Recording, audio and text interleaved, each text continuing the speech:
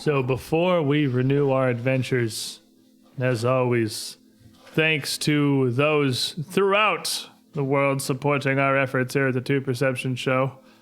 Norse Foundry, that gave me a cool sticker I can put on my GM screen, but also a bunch of really fancy metal and gemstone dice like that piece of crap in Derp's hand that I hate. If you buy Malachites, Don't. you get 20s. That's how it works. This is the amethyst. I'm You not put it in lying. your... I am living proof. Malachite is OP. I don't touch it. We have Arkan Forge, which is a great virtual tabletop for exactly the situation that we have at our table here. We have a monitor in the center so we can keep all the cool features like dynamic lighting and the really neat art from these adventures, all of these great map designs, without having to sketch them out with a Sharpie on a grid, which, I mean, some people are really into grid Sharpie. You do you. I want the cool map art, and Arkan Forge allows us to control that very easily from our command center right over here. Sirenscape on the audio side of things, definitely the biggest surprise. Like, I didn't know it was a thing that existed until I did, and holy crap, it adds so much to a session. It's huge. Cannot recommend it enough. And most recently, we have our friends over at Eldritch Foundry who have provided an assortment of really neat little resin miniatures that Nick here has painted up so spectacularly well. Look at my musculature. Hopefully will continue being alive, because man, having like really nice, well-painted minis makes me sad when I murder them.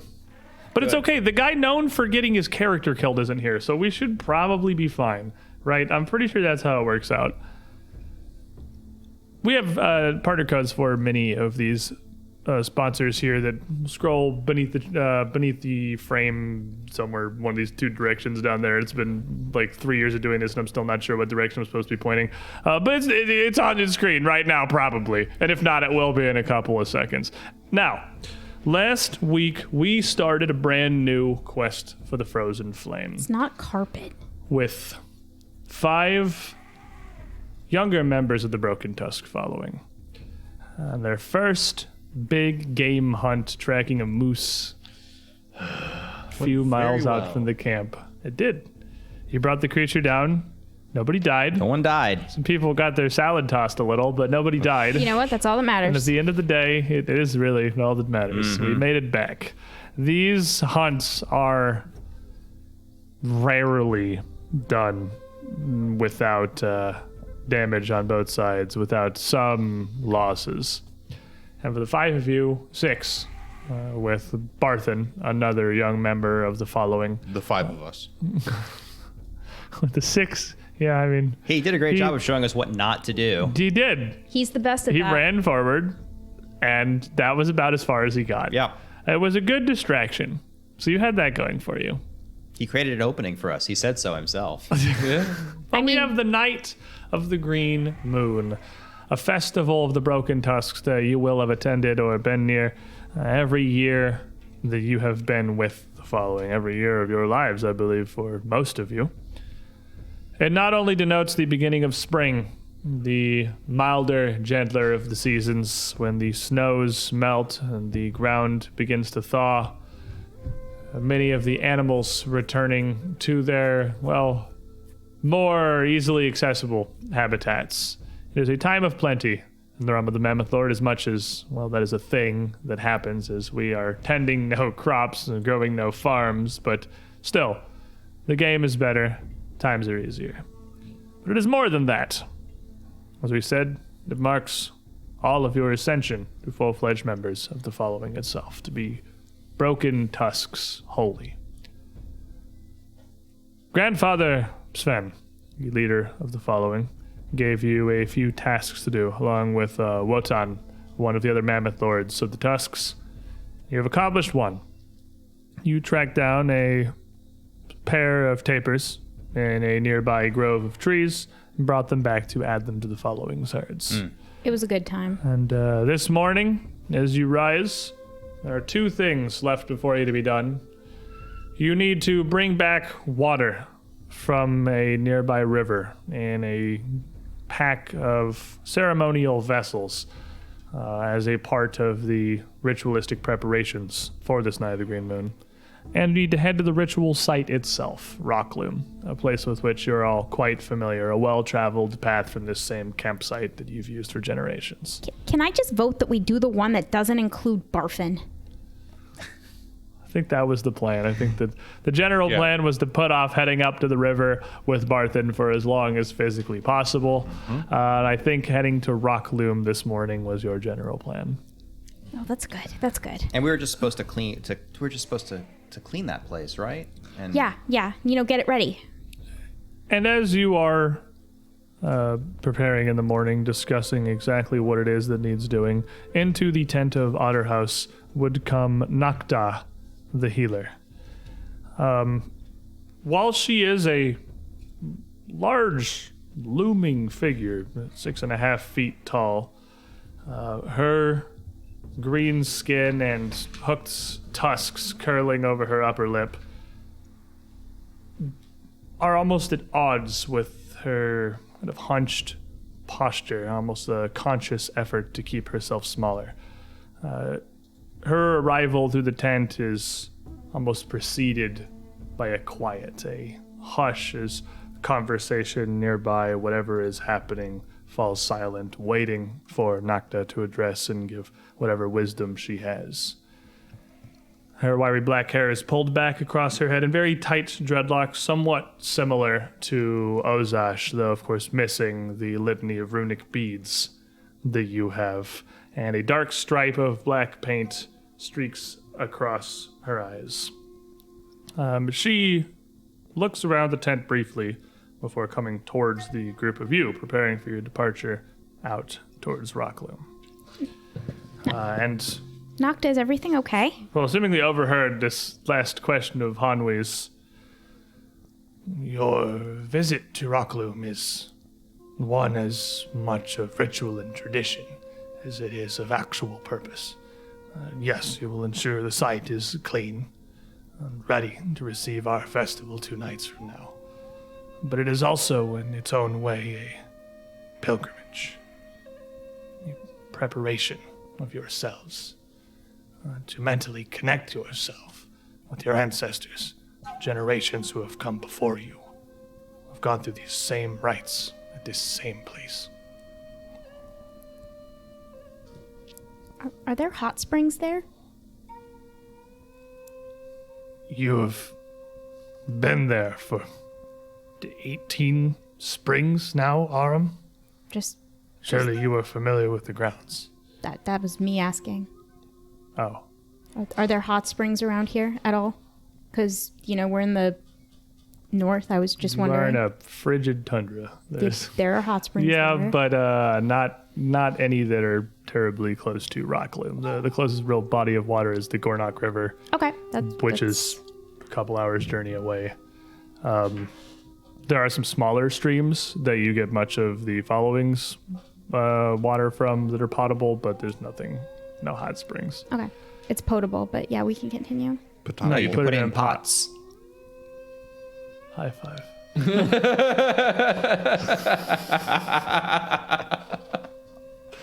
Yeah, all right. I hurt. Wait, that brings up an interesting non-potable water. It's water you can't put in pots. It's water you shouldn't put in pots. No, you should put it That in. one is the correct Shouldn't one. you put it in a pot and then boil And then it? boil it. I mean, that would be my point. Wouldn't non-potable water be water you just can't put in a pot for whatever reason? I To would not ensure recommend. that That's in potable. we understand, as though you know the site well. Of course, this, the eve of your own joining, as Tusks, fallen all, is the first that it has fallen to you to clear the site. There is no need for you to remove or relocate every random bird or badger who has seen fit to place themselves in the shrine untended for the last year. They have as much right to the site as we do. Of course. Of course, if something more aggressive or violent has decided to make their home or nest there, obviously defend yourselves as necessary. But Raudrosh will guide animals away from Rockloom on the eve of the festival itself. We need not worry for those who are nesting there peaceably.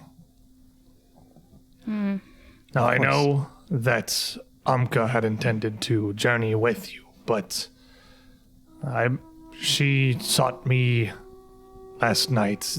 Her injuries from your adventures yesterday, your attempts to bring the tapers to the herd, while successful, have left her in no state to travel to Rockloom this morning.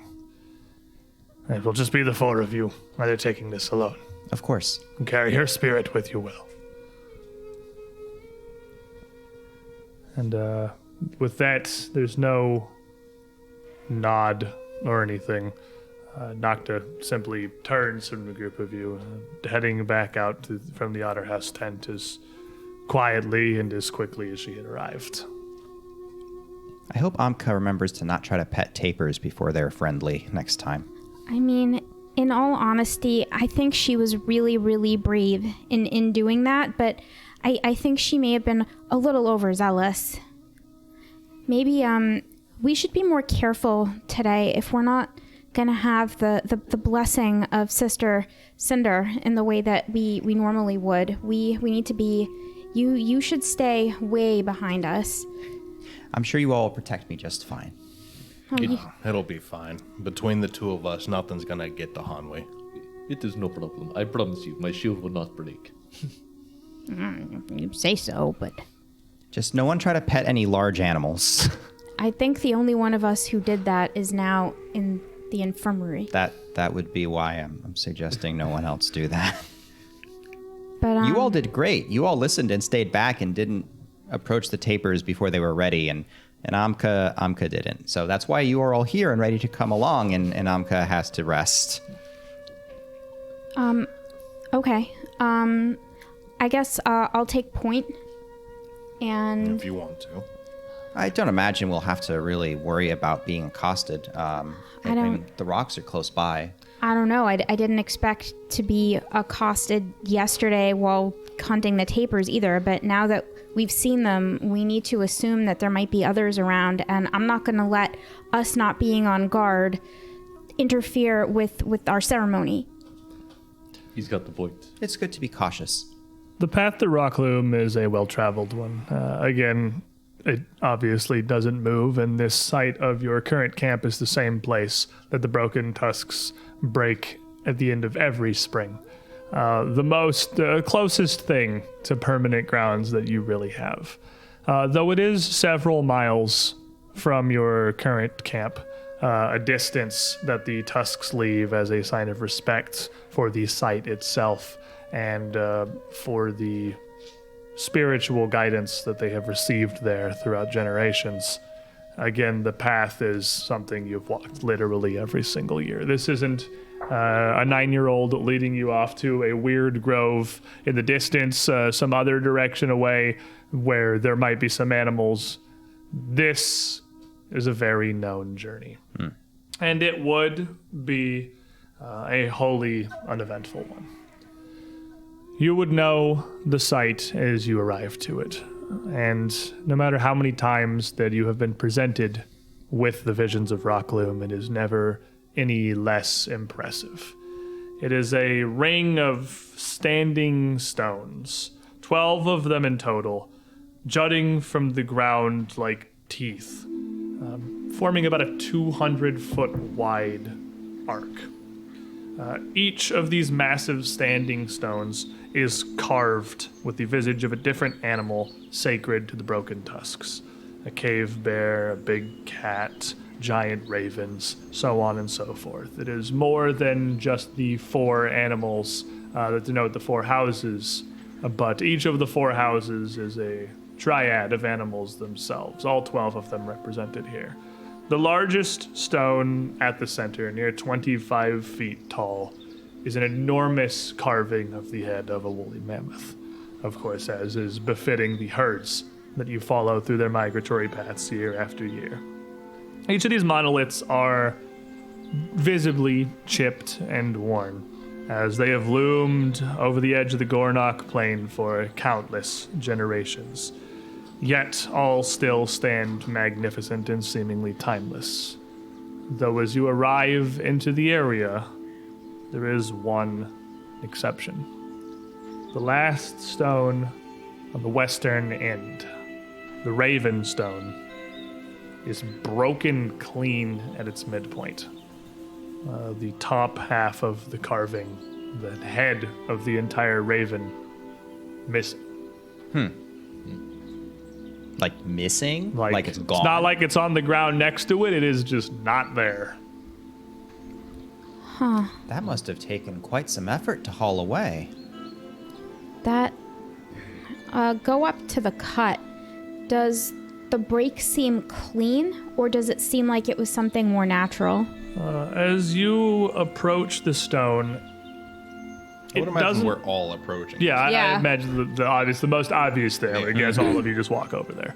As the group of you approach the stone here, what are you doing? Exploration mode. Looking.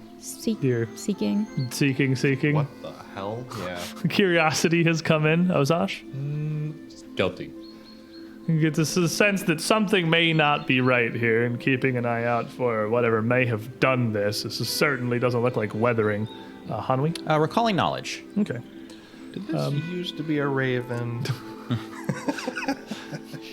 As you approach to look over the rock itself, it's an interesting break.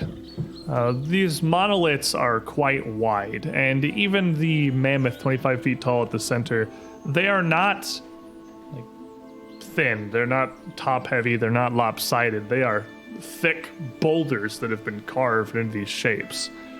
So for this to have been broken apart, you would think, surely would have had to have been done with a lot of concerted effort. But you, looking over the stone, roll me perception checks, you two.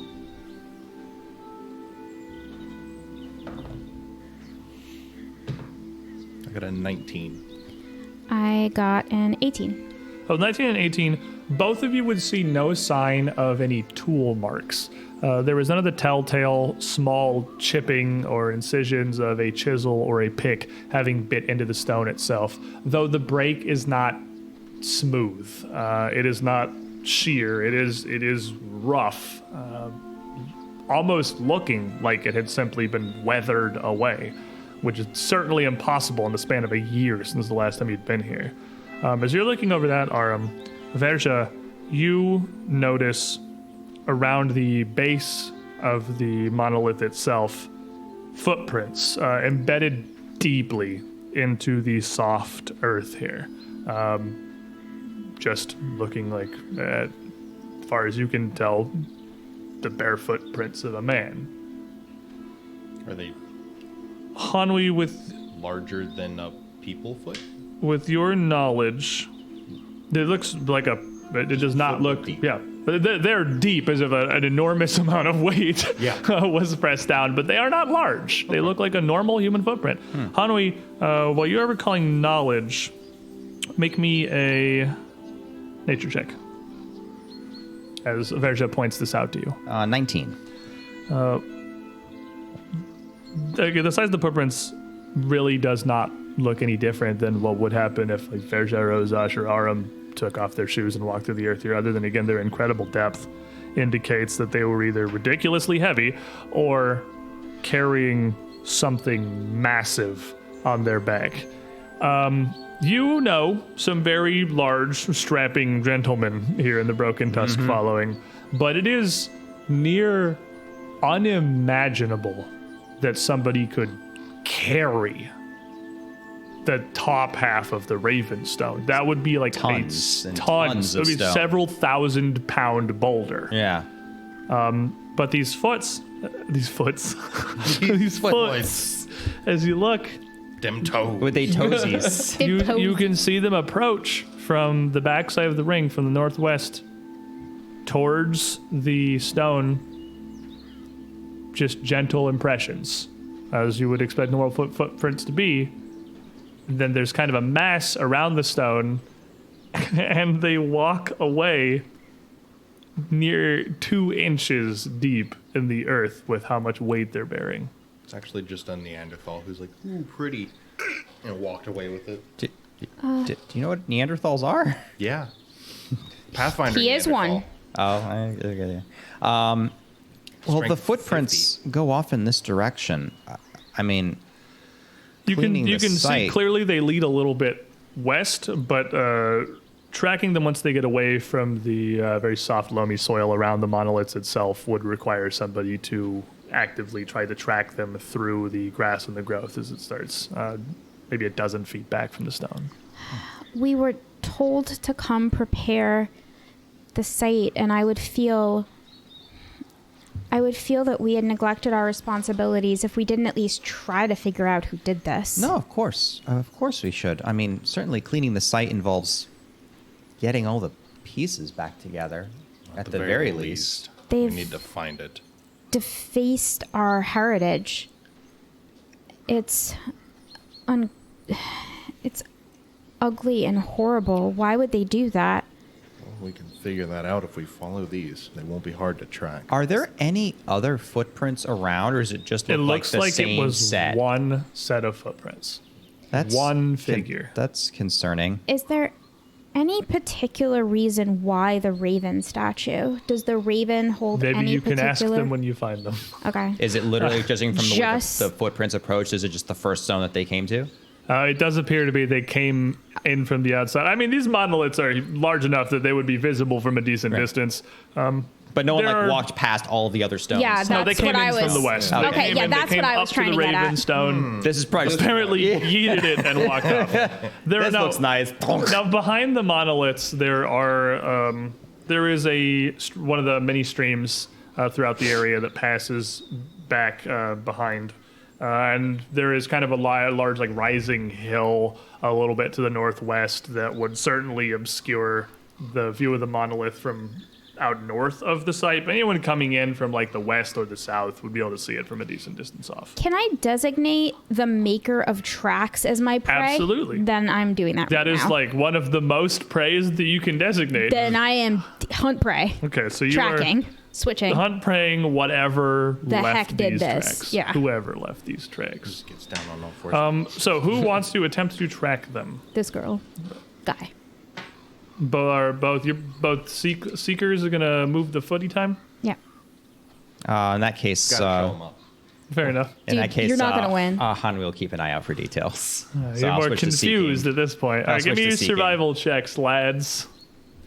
Who cannot stop trying to flex on each other constantly. Dude, I'm gonna win.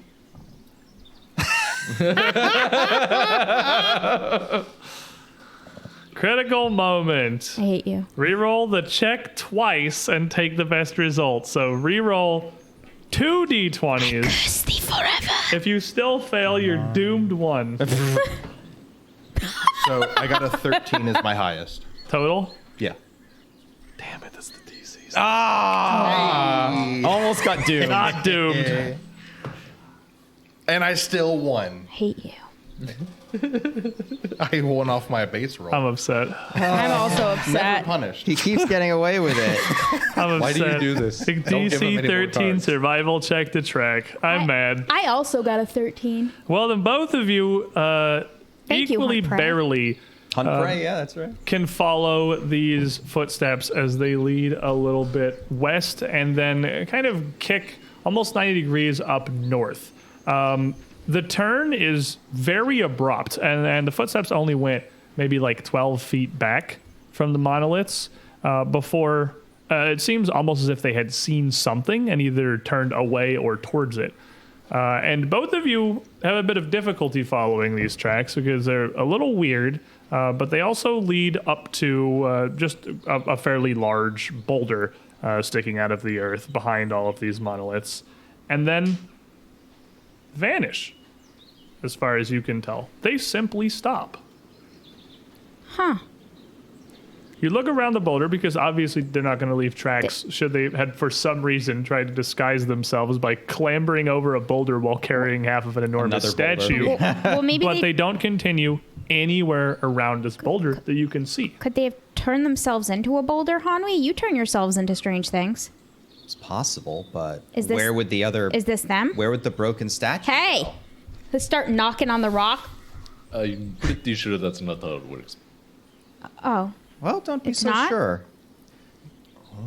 You don't know till you try, really. This boulder that's here, has this boulder been here for a The while? boulder's been here forever. That's just Okay. It is a kind of stony tundra out around Rockloom. Part of the reason that the site is where it is its proximity to this nearby stream, and the fact that these massive stones are just kind of erupting out of the earth around. It's probably a name for like a biome like this, but it's just a very rocky tundra. There are a few just extremely large weathered boulders rising up from the earth around in the space I'm still going to outside the site call itself. this a taiga. This is still taiga It's territory. a flavor of taiga. I mean, there's still a decent amount of trees and growth as well. It's somewhat sparse. That like hillock is pretty thickly wooded. And there's another section a little more downstream out further east where the trees start to thicken a bit. So it's like kind of scattered groves with little growth between them. could he have turned into something with wings? I carried that rock off. I suppose it's possible, but again, we're grabbing at straws here. Maybe there's more clues in the thicket. I'm gonna try to move into the thicket to investigate. I'll follow her because I don't want her With to the get one, hurt. like the hillock, the closest thicket is probably that northwestern hill up north of here. Well, so there's the boulder. So I'm looking on the map here, and there's a Right. boulder on the map. There's I'm another, assuming yeah. is the boulder we're talking about, or is this the boulder? The we're boulder you're talking about is the one that's like literally right out behind. Okay, the so, like, there's monoliths. literally, It's like he kind of went out and sort of switched back hard north, and that boulder is like 15 feet back Okay. from the monoliths. It's right there. But like once you get to the boulder, it's just you don't see anything Nothing, else. absolutely nothing. I mean, there are other large boulders. There's another large boulder over by that hillock. There's another one like downstream. Like there are other boulders around, but you are literally like 20 feet back at the furthest from these monoliths. He did not go very far. Raising her eyes to scan the landscape, can she see any divots, any new boulders that weren't there last time, any other features that might indicate something out of place that might need investigating? Make me a perception check.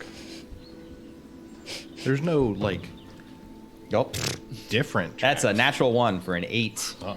You're very kind of confused by all of this, and I mean, you would have visited Rockloom surely the least amount of times of everybody here, as they have been here every spring for their lives. And how long has Zombie been with the following? A few years. A few years. Yeah, You yeah. would have been here a few times with them, but you are the least familiar with the area, and this is just such an odd situation that.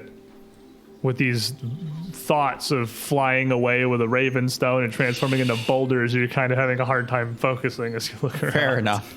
I'm- Tommy's just completely lost and confused, just looking around like, what is happening? I mean, this is a very sacred site, and strange things have happened here before. I mean, this is where my grandfather says that we got Sluma.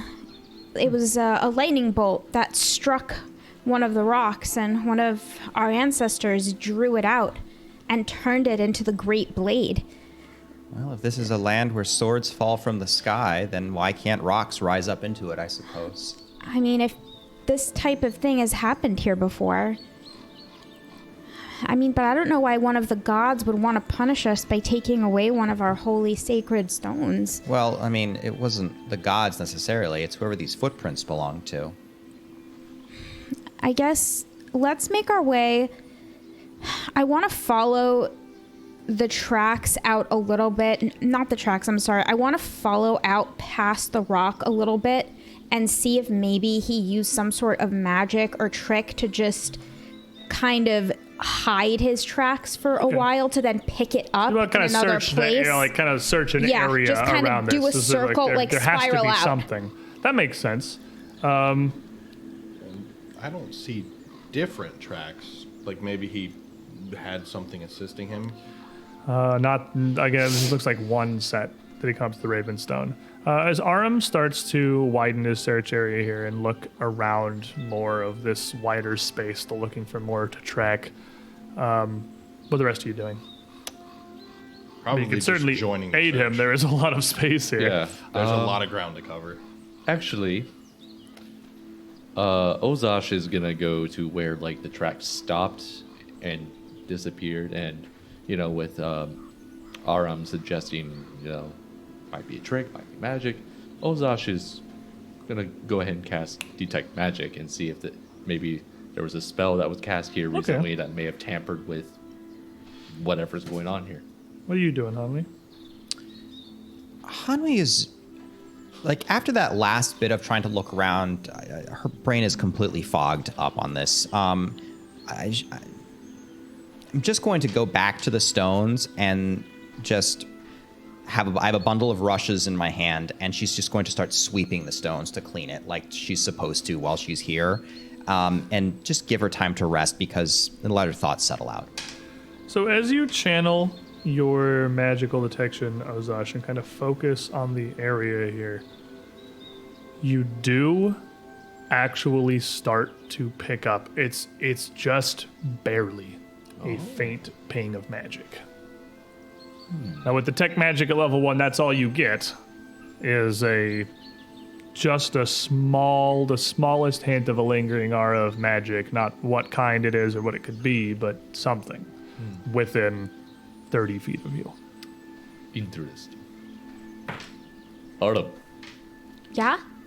your theory is correct. I can't exactly tell what kind of spell was used here, but some form of magic was used in this area to tamper with whatever happened here. You can still feel it? Vaguely, it's very faint. Thanks, Zosh. And at this same time, as Arm's focusing on this and Verja is assisting him and looking around here, you would come to the foot of this hillock a little bit to the northwest, to this other huge boulder there. And just kind of curiously looking at and around it, you would see a second set of tracks, seemingly identical. A single, about adult-sized human, weighed down, pressing deeply into the grass and the frozen earth, leading away up onto the hill from this boulder. Oh, I found it. Found it. That was me that found it. It's over this way. Thanks. I'm the one who told you to look. Blockhead. Oh, that was all me. They jumped? These boulders are probably 50 feet apart. But Well, if Ozach says they use magic. who Magic knows? can do strange things. Maybe they use jumpy magic.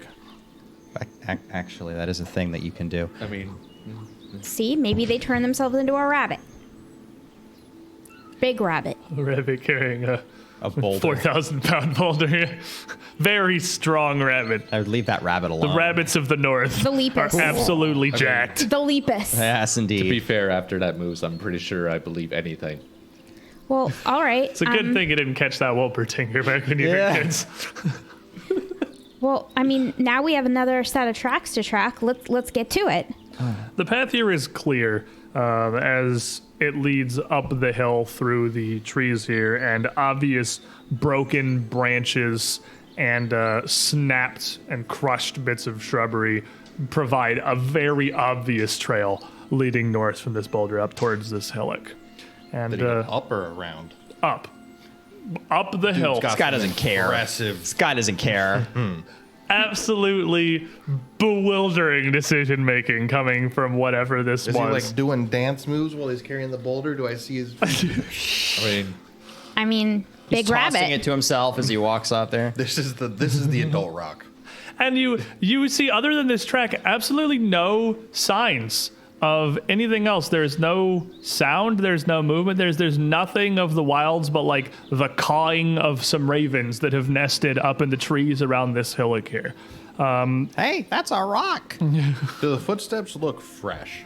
They look relatively fresh. For them to be here in this frozen soil, they can't have been that long ago, because even burying the boulder, when the ground was absolutely frosted, it would be hard. It would be like ice. They would not have pressed enough to leave any meaningful impression. So it must have been since the thawing had begun. And as you all kind of make your way following this up towards the hill, one of these ravens in the trees nearby, with an uproarious caw, that actually shoots down out of the tree like a mosquito, just kind of flapping and flailing in the face of who's in the front here. Probably me. Aram, Yeah. like down directly into Aram's face, cawing and like swiping and pecking. Brother Raven, what is it? Flaps back up, shoots back up into the tree. Never seen anything like it. It's probably fine. Let me look up at him. Are you trying to tell me something? And looking up in the trees, you can see that there is a decent flock of these ravens throughout the trees at the base of the hill here. It looks like a fairly large colony has nested up. Do you have nature, Shirley? Maybe a nature check. Yeah. Can we all do it? Yeah, I mean, if you're gonna stop seeking, but you can. That's fair. I'll stay seeking. That was a nat 20 for a 25. Okay, within that 20, looking at this, I mean, ravens do live in fairly large colonies. They are like a fairly communal bird. But this is an impressive amount of ravens. This, even for them, would be a huge gathering, possibly almost certainly the largest that you would ever have seen. Which is more interesting because this area is not like particularly thick with growth and trees for them to nest in. Other than this grove that's grown on and around the hill, it's fairly isolated. This isn't a thicket. This isn't a dense wood. And they are all clearly agitated, which can happen for a lot of reasons. Different raven colonies don't necessarily get along. It's possible that there's just two of them disputing over this hill, but none Yeah. of them seem to be like fighting amongst themselves. They all seem to have their attention focused on the group of you. But let's be honest. I mean, and he'll actually say this out loud. They look really agitated, and I'm not willing to buy the fact that it was the raven stone that was stolen, and now there's a bunch of ravens up here looking really pissed. Like, what about magic? Is there any more magic? Do the thing that you do. Ding. And as Ozash throws up his spell here, this emanation of abjuration rolling out of him is the trigger that incites the horde of birds up in the trees to all lift from their roosts and flock down towards the group of you. I'm actually going to need y'all to roll initiative. You got +1 because Ozash was still scouting there. I'll give you that. So as you go to start casting the ink and it starts to come out, I'll give you this scouting. Oof. That was not good. And here is a flock of angry flappy things token. Oh boy. Birds. I'll roll for Hanwi. Okay, yeah, that would be great. We can also just put Hanwi at the What's bottom. Hanwi's perception? 7. Hanwi got a 24. Okay, we'll probably just put Hanwi at the bottom. Aram, what did you get? I got a 10. Verja. I'm 20. Pretty good. And I'll just put Hanwi down here. And we'll move that whenever Nick returns. Ozash. Holding. I also got a 10. Who wants to go first? Well, Looks like me. probably me. I will put Hanwi over here as if holding, basically. Okay, and angry flock of raven. Where are my Norse Foundry thingamajig? Yeah, go ahead and arrange the board here. Every flock of raven is going to have an 18. Ozash, I told you not to make them mad with magic. Well, you asked me to. They immediately swarm down, flocking around the group of you, and it's like, well, a horror movie that I'm sure everyone's at least a little bit familiar with. Just a Sharknado. dark... Yeah, Sharknado. It's like Sharknado. It's good job. That's a horror movie. By Albert Schweitzer. A dark, seething mass that envelops Aram and Verja and the front, and probably Ozash. I guess it wouldn't quite be Ozash as well. The two of you that would be in the front leading this, swarming and pecking and clawing all around you. And I need both of you to make me reflex saves. Oh boy.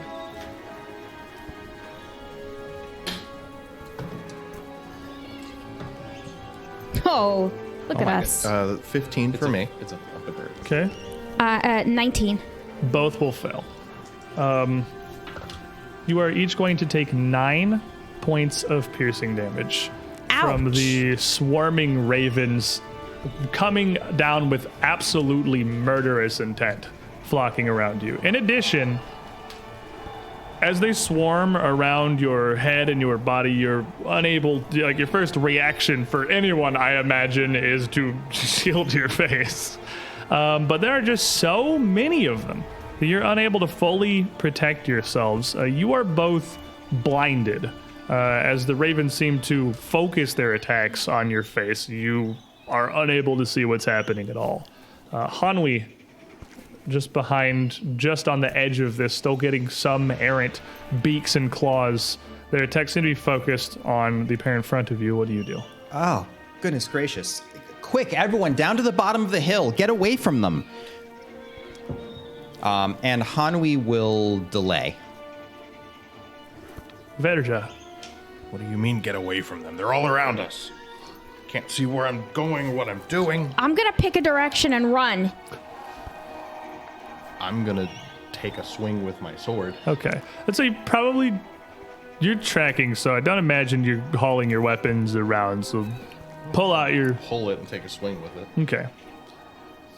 So, mischance? Yes, the you are swarm, blind. You are yeah. blind, so it's DC 11. Then I will miss as I just swing wildly into this. And it's not like your Wow. sword doesn't hit anything, but you are like swinging wildly at a flock of birds. It's not very effective. Oh, dear. And And that will give you 1 action left. I'll just stumble back, like literally just backwards. Okay. Your speed's 25, I assume? Yes. So you could blinded only move 10 feet without needing to make an acrobatics check because you are stumbling through the trees and the, The brush plan here. is he literally falls down the side of the little hill. That's here. fine. So he's gonna go, and we're gonna make an athletics check. and- Acrobatics. Acrobatics check. And chances are he's just gonna fall off the side of the hill. And fun will be had by all. 17. 17, you can actually get your speed. You can get out around the eastern side of this hill as much as you want. Tell me when you want back in, Hanwei. Otherwise, Ozash. Oh boy. Well, this is not ideal. So, I'm probably going to have my shield up. And, I don't know how this works mechanic-wise, but we'll try it. You're gonna need to pull out. I will let you draw your sword and your shield as 1 action. I think it is a silly penalty to have to take 2 actions to pull both of your things. I'm not gonna punish you for having 2 things, but you do need to draw them both and put your shield up. Oh, That'd be like me. Well, I having thought to I draw was- my sword and then adjust my grip. well, that's Exactly. right. I was casting a spell. I wasn't. Yeah, you don't have to do stuff in your hand right now. Okay, I thought I was scouting, but Well, you're Is that- scouting, but I mean, you're not. Were you just standing there with your weapons out at Rockloom? I mean my shield at least. But Okay, well, you got your shield out then. If you had a shield out, you have your shield out. well, I'm still gonna raise my shield, Okay? and then I'm going to go ahead and go Lieutenant Electric Guard. Okay. And just kind of surging a blast of lightning through this flock of ravens here. Yeah, I'm like, when in doubt, just zap. They're,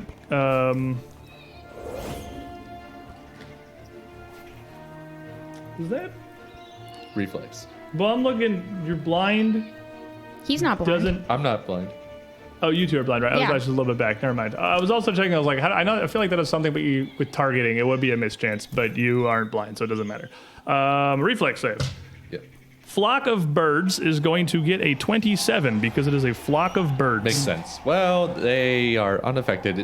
He just tries to shoot a lightning bolt out of his finger, and it just kind of, I guess, jumps like right through the opening of the swarm. Singe a few feathers and jump through it, but there's just so many of them. Just he's just gonna keep his shield up and slowly start backing away whenever he can. Aram. Aram is going to essentially do a run, tuck, and roll, and just roll himself down the hill. He's gonna duck down real low and then just take off low and then just try to roll and use his momentum to get as far away from them as possible. Make me an acrobatics check. Fire!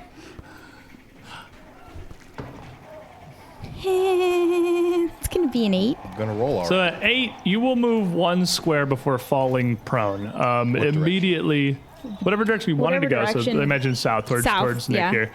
Before falling prone, as you see Aram, like in a panic, immediately just stumble over a berm of roots. Oh, jeez. I will get up, and I will try to run again. Make me an acrobatics check.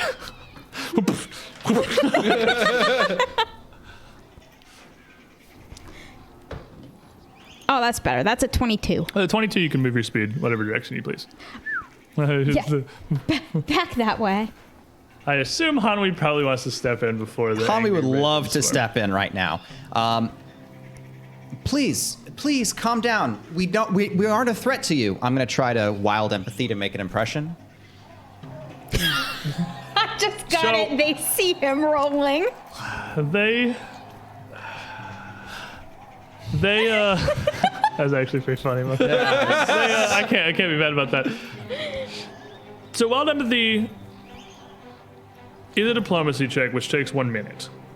Normally, if you're not like actively being attacked by incredibly like animals will usually give you an opportunity to do it before attacking you. They are already attacking you. Okay. A diplomacy check, in this case, you would not be able. You could try to call out them and feel like they would be largely unresponsive to a quick like heat of the moment exchange. So Hanui will, in that case, quite certainly fall back and get behind Aram here. Oh, goodness gracious. They must think we're after their nests or something. I'm going to try to recall knowledge on them to see if anything I can think of that might have set them off and what I can do to try to calm them down.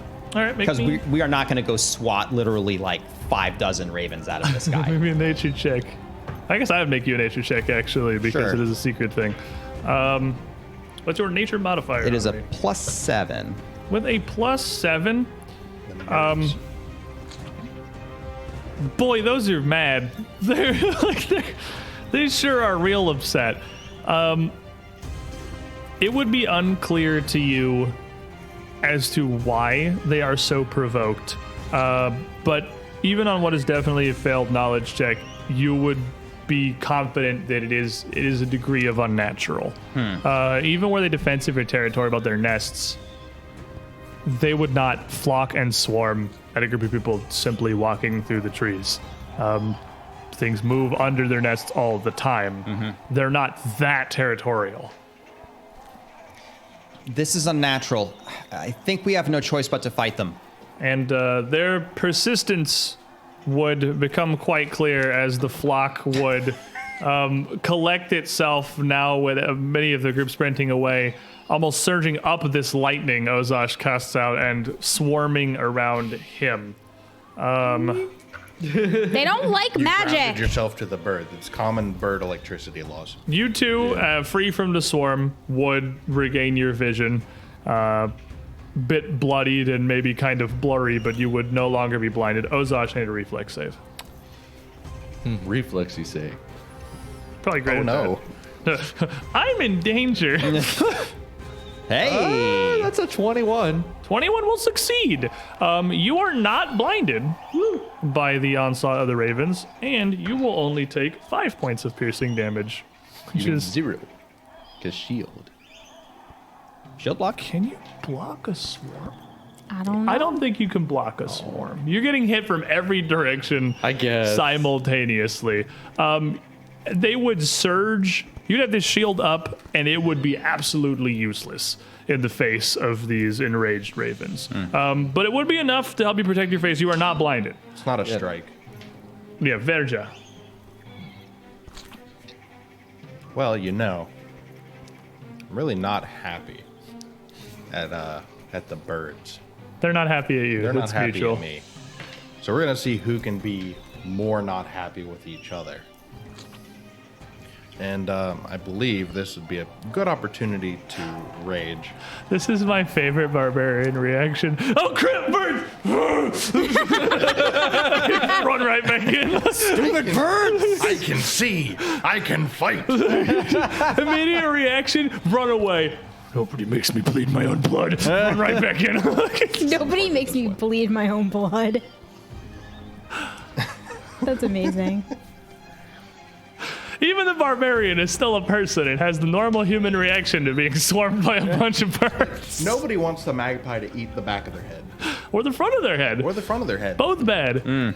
So raging and running back up the. How steep is this? It's not. I mean, it's kind of a gentle hillock. It's not enough to be like difficult terrain either direction. It probably rises up to like 6 feet. It's not huge. Okay. Well then, raging, running back up, and instead of blind just swinging through, I'm gonna turn it sideways, Tennis and racket. we're gonna cricket bat. Fully and versatile bludgeoning. Yeah, versatile bludgeoning. Do you have that? No. Oh, I was like, I know it has versatile piercing. Versatile You can do piercing. every type of damage but bludgeoning. So I'm gonna turn it sideways and paddle it through the Give me an attack roll. cloud. Sticking to the fringes of the cloud this time. I know what happens when you step in the cloud. I was Bad. there. Bad happens when you Yeah. step in the cloud. 17. 17 as you swing through, kind of awkwardly swinging this sword laterally sideways. It's not intended to Yeah, not paddle. only does it not really cut the air like it should, grip isn't like omnidirectional. The grip is very much molded to work one way. It's awkward enough that you just kind of bat through and feel basically no resistance as you catch maybe a wing. That's not going to hit. Ozash. Well, since I have this horde of birds on me here, I think I'm going to attempt to cast another spell at it. What are they going to do? Birds. Attack of opportunity me? The birds see the opening. Easter Day, Ray of Frost. Okay. Spell attack roll, I know. Yep, give me... I don't have my axe down, so Shooting a beam. Hey, nat 20. That'll crit. The swarm has a They- minus 10 foot. So as It do. so as the birds are just like everywhere, and Ozash is trying to keep them out of his face, he's just kind of like Easter Day, and he just like desperately fires a tiny bolt of frozen energy, and so And that's it just like kind of that's- sweeps a yeah. bit. It catches a just bunch a little of them. bit. That's how you get them. You know they're coming for your face. If you shoot your face, you can't miss. I mean, you're not wrong. Okay, so yeah, that's going to be about 8 damage, and they're slowed by 10 feet if that matters. Okay. For 1 round. I mean, it matters because it's harder to get to me, Eight's so I appreciate eight's it. the critical damage? Yeah, that's Okay. after crit. Yeah. I know it's a cantrip, but I'm like, my brain has to readapt That to level 1 particular cantrips. cantrip doesn't do a lot of damage. Right. Well, it's It more like does the slowing Ozash's thing. int modifier isn't like So Let's be it honest. will... super You'll see wizard this int. blast through, and several of the ravens, a couple of them will be knocked out of this swarm here, and you will see them frozen, just kind of tumble, almost petrified to the ground, and a decent number more will shoot back out of this flock, retreating back into the trees with this ray, and you have 1 action left. Shield. It's like a comfort blankie. It's not about it doing anything. It's about that I feel better when it's magic here. shield will help us be better. Arum. Aram's gonna, now that he's not blind, how wide is the swarm and how high up is it? It is Ozash high and a little more like an Ozash and a half wide. Okay. It is just like a tornado of bird centered on Ozash right now. Cool. He is gonna pull out his net from his fishing tackle, Oh no. and Okay. he is gonna go try to throw the net over all of the birds and see if he can catch him some ravens. Fair enough. You stride up a little closer. Make Arrows me are a gonna be really inefficient in this fight. ranged attack roll. Are you? Is a fishing net? Does it have a cord that you're holding, or are you just free throwing the net? It's just a net. No, What's it's either? Just, it's You can throw it either way. I think if it's part of fishing tackle, you're actually holding something because you have You to be able really to get it pull back. it back. That's what I mean. You can throw it either way because you don't have to hold on to that. You can free throw the net, or you can keep a hold of a cable. It I works would either like way. to keep a hold of it Okay. because that way I can. We're going control- bird fishing. We're going bird fishing.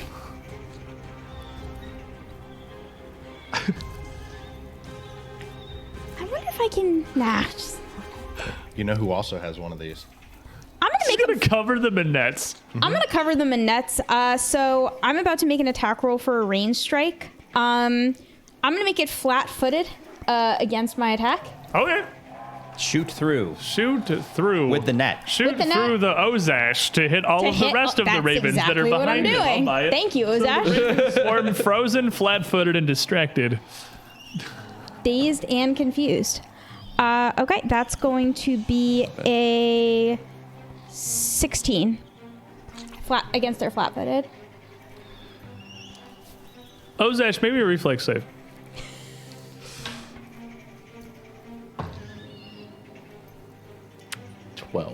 You have successfully netted a whole bunch of ravens and also Ozash, but you see this kind of collapse and contain a large amount of the swarm and kind of segment it. A bunch on the outside can't easily get in, and the ones on Ozash are sort of stuck there having a hard time flying because there's a net over them now. Hanwi, also Ozash is in there. Hanwi. Can we Got not him. do this? Got him! Did you have to get me stuck in that with them? Oh, good job, Arm. You've got them all in the same place. Light of the moon. Fireball. Burn them. And Azure, a wisp of fire will appear in her hand, and she'll fling it forward after after casting guidance first. So I'm gonna try to do this. Does this count as them being flat-footed to this? They're netted. They're not immune to being netted, so they are flat-footed. Like it is a swarm of birds. It would be very effective to net them. Oh, it took me a week to make that net. So let's. It may not survive the encounter. That's a 20. 20 will hit. The birds were prepared for the fishing tackle. 5 fire damage. Okay. So, as Nothing this but net. splashes across here, and Ozash, who suddenly has all these, like a group of kind of frozen birds, feels a wave of warmth splash across him, and then just a whole lot of pecking. They have literally nowhere to go. Make me a reflex save. I hate my life. With friends like these, who needs enemies? It's a nat 20. It's a nat 20. How the hell do you critically succeed at dodging all of the ravens that are literally taped to you, Ozash? Because they can't get to his. They peck at each other. It is simple. I wave my hair back and forth. I wave my hair back and forth. And they are distracted by the shiny beads in my hair. Oh my Yeah. god, that's so right. You're gonna lose beads. Inexplicably, Ozash is fine. The eye of the storm is the safest part of the hurricane. Virgil, as they spend 3 actions not hitting you. So, at the absurdity of this, I was confident Ozash was going down this turn. Just roll 20s. I'm going to use Moment of Clarity. Oh, jeez. I hate you. Moment of dumbfounded confusion. And All right. just stop for a second. How? I win. You see, I'll get out my net. Now I'm going to paddle the sack. And I'm just going to spend 2 actions flattening the Ozok sack. okay, maybe a melee attack roll. I'll give you an improvised weapon with D4 damage. Please don't. Please don't. Well, I'm using my sword.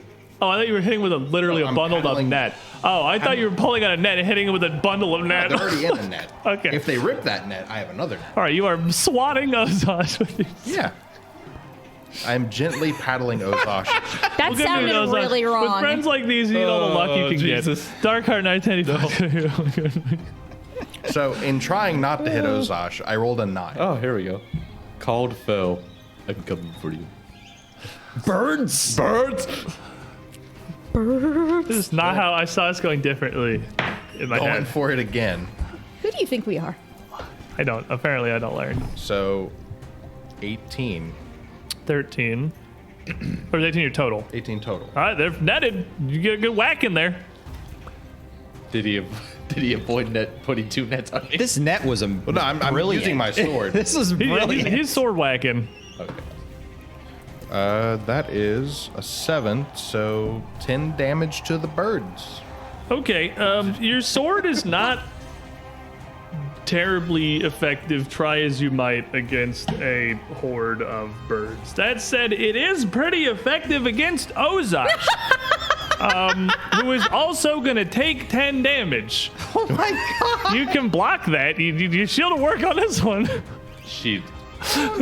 And this sword, you see a puff of arcane magic as batters through Ozach's shield. Murta, what if I told you? It's not the time for that. It's always the time for smashing. Well, it's your turn, Ozach. Preferably not me. Arm for pinning down the horde goes to Vazan, has handed you a hero point card. Ozach, it's your turn. You're getting Oh whacked. my god, this is awesome! Run and shoot. Remembering to breathe is the hard part. The damage you take is definitely non-lethal, as it is padded by a net and a bunch of birds. Fair. But you would take 5 non-lethal damage after the block as your shield is battered away by a bird who is not raging. The moment of clarity. It would have been worse.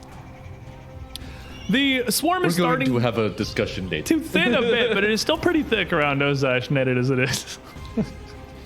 Well, I'm going to use said card that was given to me by Dark Heart and say called full on the stupid birds. Okay. We have a new hazing ritual. Called The group. We have to tie these birds to you. What? And hit you with the sword. So I'm going to get a +2 attack on the You're gonna get scarred and feathered. We called it the feather pinata. It's an initiation rite of becoming a full-fledged member of the program. I did not agree to this. You have to be, no, you don't have to. That's why it's called hazing. Yeah. The feather pinata. So boy, Hiti, produce flame. Hey. Oh jeez. +2 because of the card. So that's 25. 25 will hit. Flat-footed, still gonna be a regular hit. That's gonna be 3 fire damage. So as you hit them, Produce flame. just kind of Hint. casting up a burst of fire within the net here, as Verge just whacking us with the flat of the sword and just sees a flame come out. The net kind of rolls and flails under these ravens, all just going nuts. But they seem to have turned, it sort of billows out, as they seem to have largely turned their focus from pecking away at Ozach to just trying to escape out the bottom of the net, to rip their way through the larger holes that they have torn or have been singed here, as the flock largely dissipates from around Ozach, leaving just a handful of 3 particularly angry birds, still just flailing and pecking and clawing under this net. But they are no mortal threat. Everyone all right? Oh, goodness gracious. Ozach, you have a... Goodness, you're bleeding a lot. A little We're gonna have to bloody, have some but words later. That net was genius. Look, what matters is we all came out of it alive, and Hanwi is not hurt. Oh, thank you for looking out for me. All of you, thank you. Oh, Look, goodness what's gracious. your job? What did you just tell me your job was? I am aware that my main role is to protect everyone, but trapping me in a net with birds and then hitting me? I didn't hit you. I just put you in the net because I knew that you were resourceful and you would be fine. He's the one who decided to smack you. We're a team. I hit the birds. You just happened to be the surface I hit them against. To be perfectly fair, Ozach, the birds wouldn't have been nearly as hit as badly if you weren't there to smash them against you.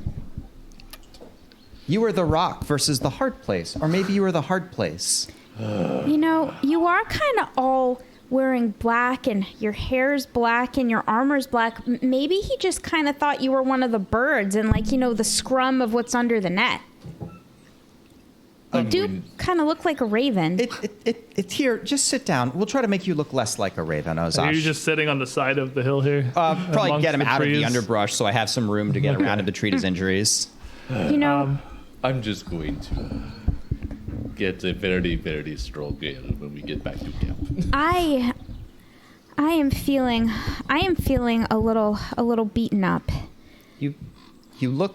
Well, I guess I got you a little bit there. He would look decently bloodied. I mean, Oh, really? 9 piercing damage. Oh. He looks pretty bloodied. Like, they pecked the crap out of his face. Oh my goodness gracious! Verja as well. Both of them would look decently torn up. Goodness gracious, they really got to you.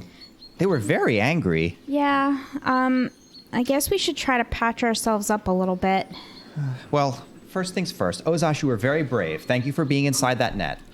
And I'll start trying to treat injuries, Ozash. Ozash is just literally just sitting there being treated like... So, as Hanli is treating Ozash, Verja and Aram, what are you two doing? Either of you trained in medicine? Yeah. I don't have a healer's kit. I don't think anybody here does. I have healing plaster. Yeah, I know you have that. That's why I meant that's I what I don't think got. anybody here actually Yeah. has a healing kit. So instead, I do have healer's tool. are you trained in medicine? Nope. But he can give them to you. Can give them to me. What are you doing, Verja? Well, I was about to keep looking for the footprints. We have to find them. Yeah, but I'm feeling a little bit bruised. Can we like take a break and have some water and Oh, what's the matter? You can't keep Well, walking. Well, I mean, if that blood keeps running into his eyes, he's not going to be able to track very I well. also exactly, don't then want I to leave win. Hanwi and Ozash alone here where we just got attacked by strange birds. Well, since Umka's not here, take my tools. Patch him up. Oh, I would say that rock isn't going anywhere, but demonstrably. So hang as on. you Thanks. sit at the base of this hill to tend to your wounds, give me a couple of medicine checks. Hanwi and Verja, are you tending to yourself or are you tending to Aram? Oh, Aram. tending to Aram. Okay. You two, give me your medicine checks. Do I have access to fresh ingredients out here in the nature world? Yeah, you're out in the wilderness. I'd say you could go You're gather through some it. things around. You're at And a I'll guidance myself Oh, too. So that's going to be that was a 1 for a and sec. 27. critically succeeds. You will heal Ozash for 4d8 and Verja. It was almost a 1. That's a 7, so 11. Yes. And despite your best efforts, Stop the bleeding. yeah, you can stop the bleeding. It's a lot of like small cuts and Just rubbing stabs. mud It's- into like cuts. Awesome. But Verja would look, or Aram would look a little better, but clearly still be pretty injured. Stop the bleeding. Now we can keep walking, right?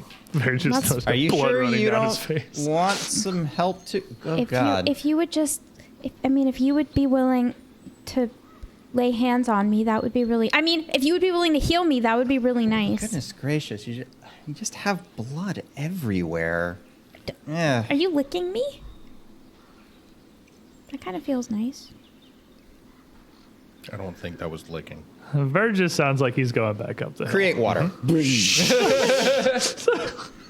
Problem solved. One cold shower later. Worth a level 1 spell slot. As Verja pushes through the trees here to the top of the hillock, there is a bit of a clearing at the crest, around a 20-foot across opening, where immediately as you come around the end of this thicket, you would see near the backside of this, just dropped in the dirt, is the sculpted head of the Ravenstone.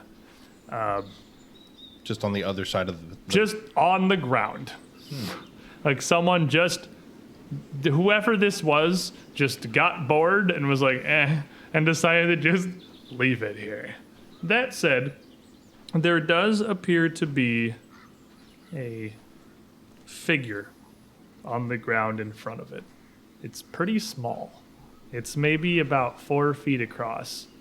And it just kind of looks like a large brown tuft of long, sort of dank hair.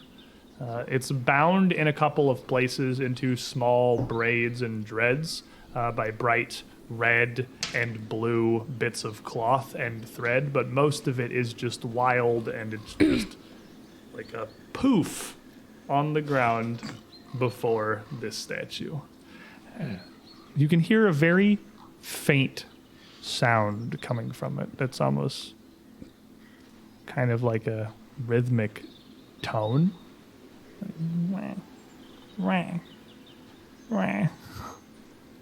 punctuated by what sounds like sniffling. I think I found the thing that moved the boulder. What? I know it doesn't look at all like it would be big enough.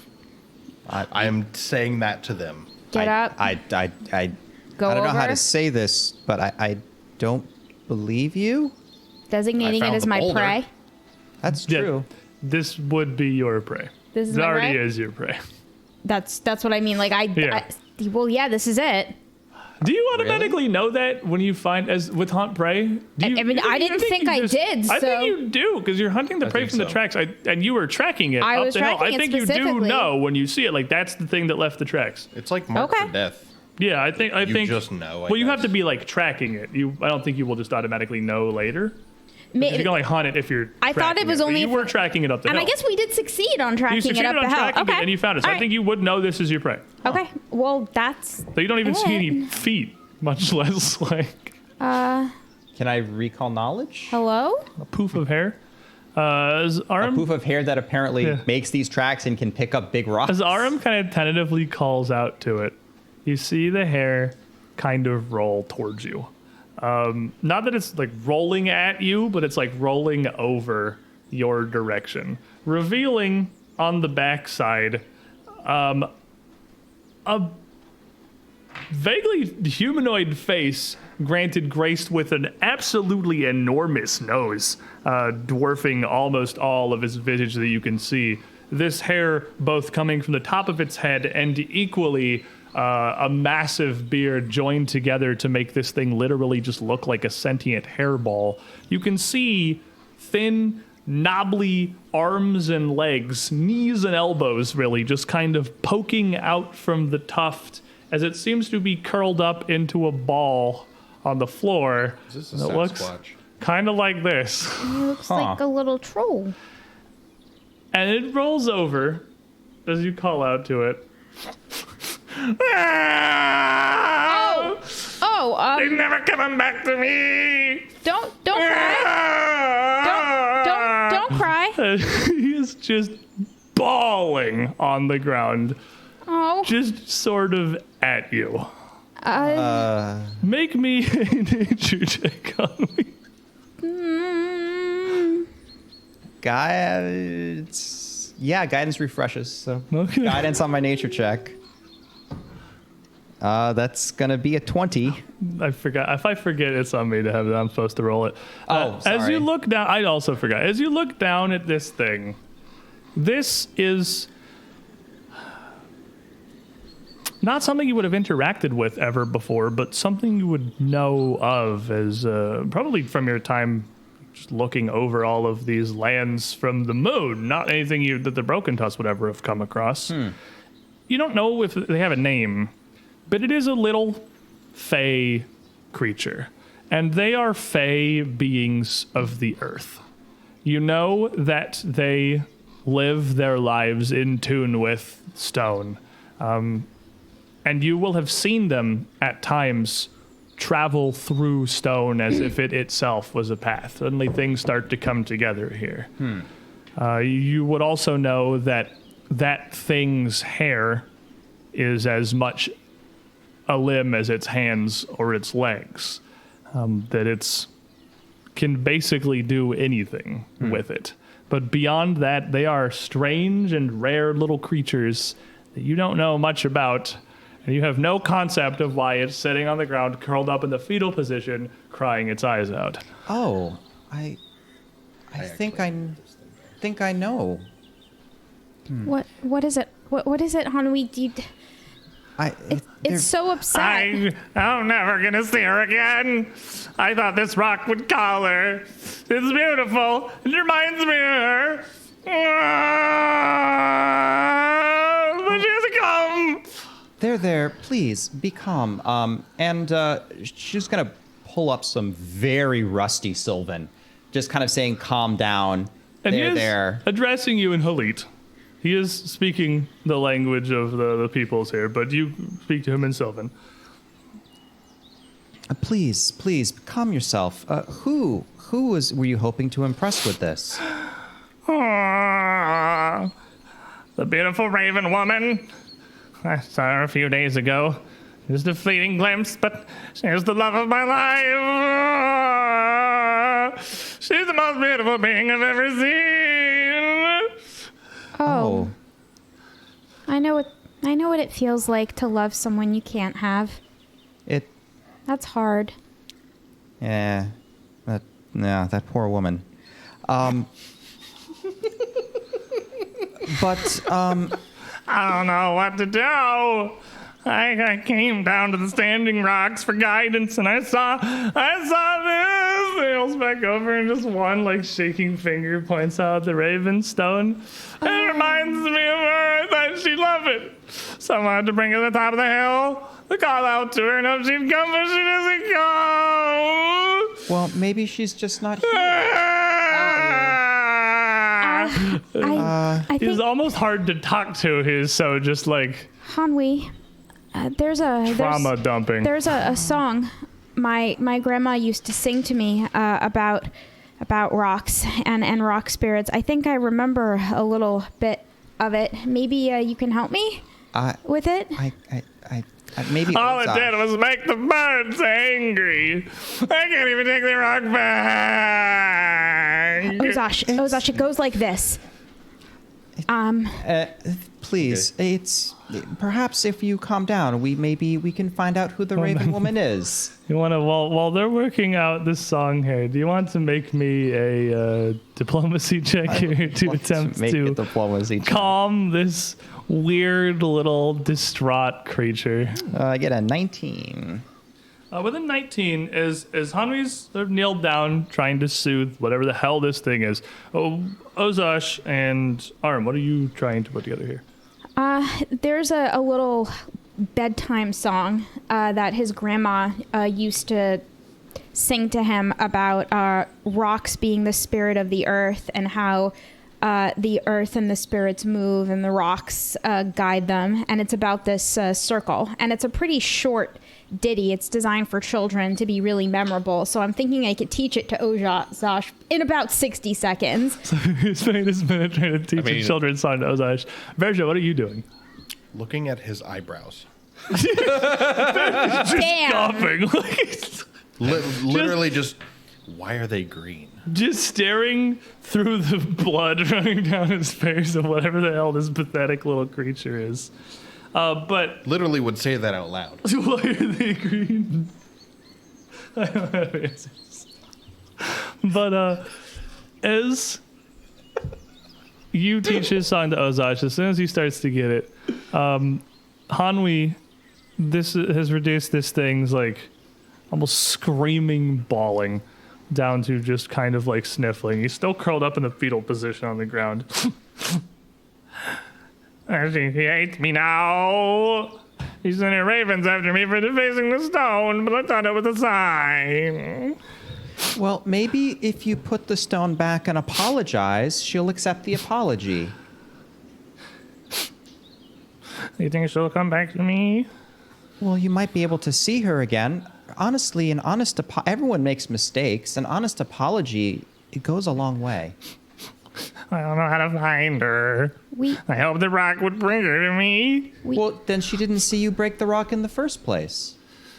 Maybe if you put it back now, it won't be too late, and she won't know about this. And He's focusing for a minute, still curled up in a ball on the floor, hasn't uncurled himself. You think? Yeah, absolutely. Really, flowers tend to work pretty well for girls too. songs. I could find her flowers. She's the love of my life. I'd do anything. Well, I've only seen her for 3 minutes, but I'd do anything for her. This hits a little close to home for Hanwi, who's been on the other side of this. Did not end well. And he doesn't seem to be saying this sarcastically or ironically. He seems like that's a ridiculous sentence to a human person. But he seems fully committed that he believes that with every fiber of his being. He is distraught at losing this woman he didn't even talk to, he just saw one time. We're going to help you get her. If you want to win her heart... I mean, not get her. We're gonna help. We're gonna help you make it up to her. Put the rock back. Yeah, that's what I meant. Who even are you? I don't recognize you. I don't see many travel. But I'm not usually here in the spring. Well, we're here with the Broken Tusk. They come here all the time in the spring. You don't have any tusks. It's good for him, and they don't look broken. I'm Aram. In Sylvan. I'm. So you said, huh, Aram. Mortals have two names. I'm Henryson. Why? You have two, right? You Aramson? Aram of Otterhouse. But you don't have any. I don't understand why you're broken tusks. None of you have broken tusks. He does. But why Show are him. you called that? Just a chip tooth. I think it has to do with the leader's mammoth. The leader's mammoth only has one tusk. You have a mammoth. Well, the leader does.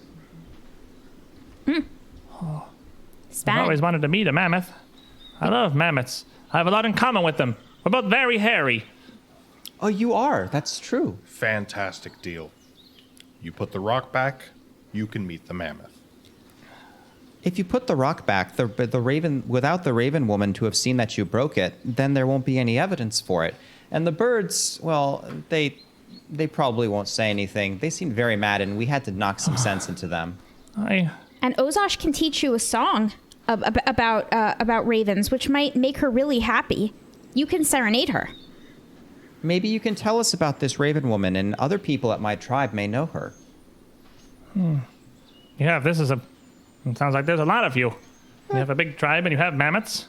Well, I could certainly help you get this back down the hill, but frankly, I've been too exhausted to move since I got it up here. It was very hard dragging it up that hill, but I wanted to get it the highest place I could find, so she could see it from the skies, so she could find me. Are you hungry? No, not really. Oh.